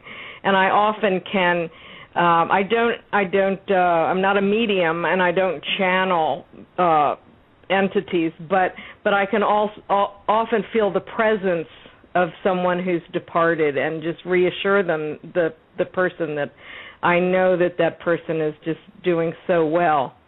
Other kinds of challenges, people feel stuck. People feel like they don't have any options and they don't know what to do with their life, or they feel like they've been heading in one direction and it's just not working for them, and they want to try something else but they're not sure. I can tune in to that, and sometimes I can suggest new things, or I can feel what might work and what might not work. People can try on ideas, and I can get kind of a deeper meaning and deeper information about it than perhaps they can consciously. I firmly believe that everybody has all the answers they need inside of them, but sometimes we can't dig them out when we need them. So I can help prompt people. I also can give people tools of how to deal with problems and how to make it a little easier to get in touch with their own wisdom.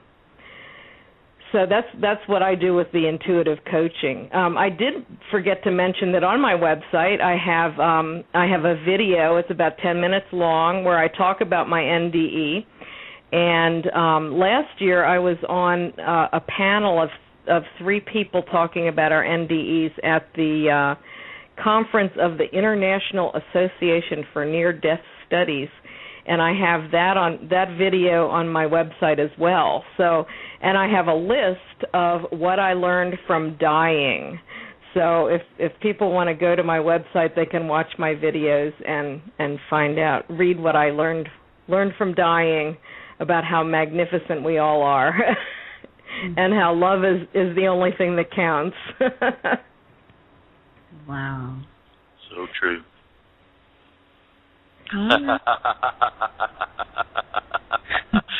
It's just so true.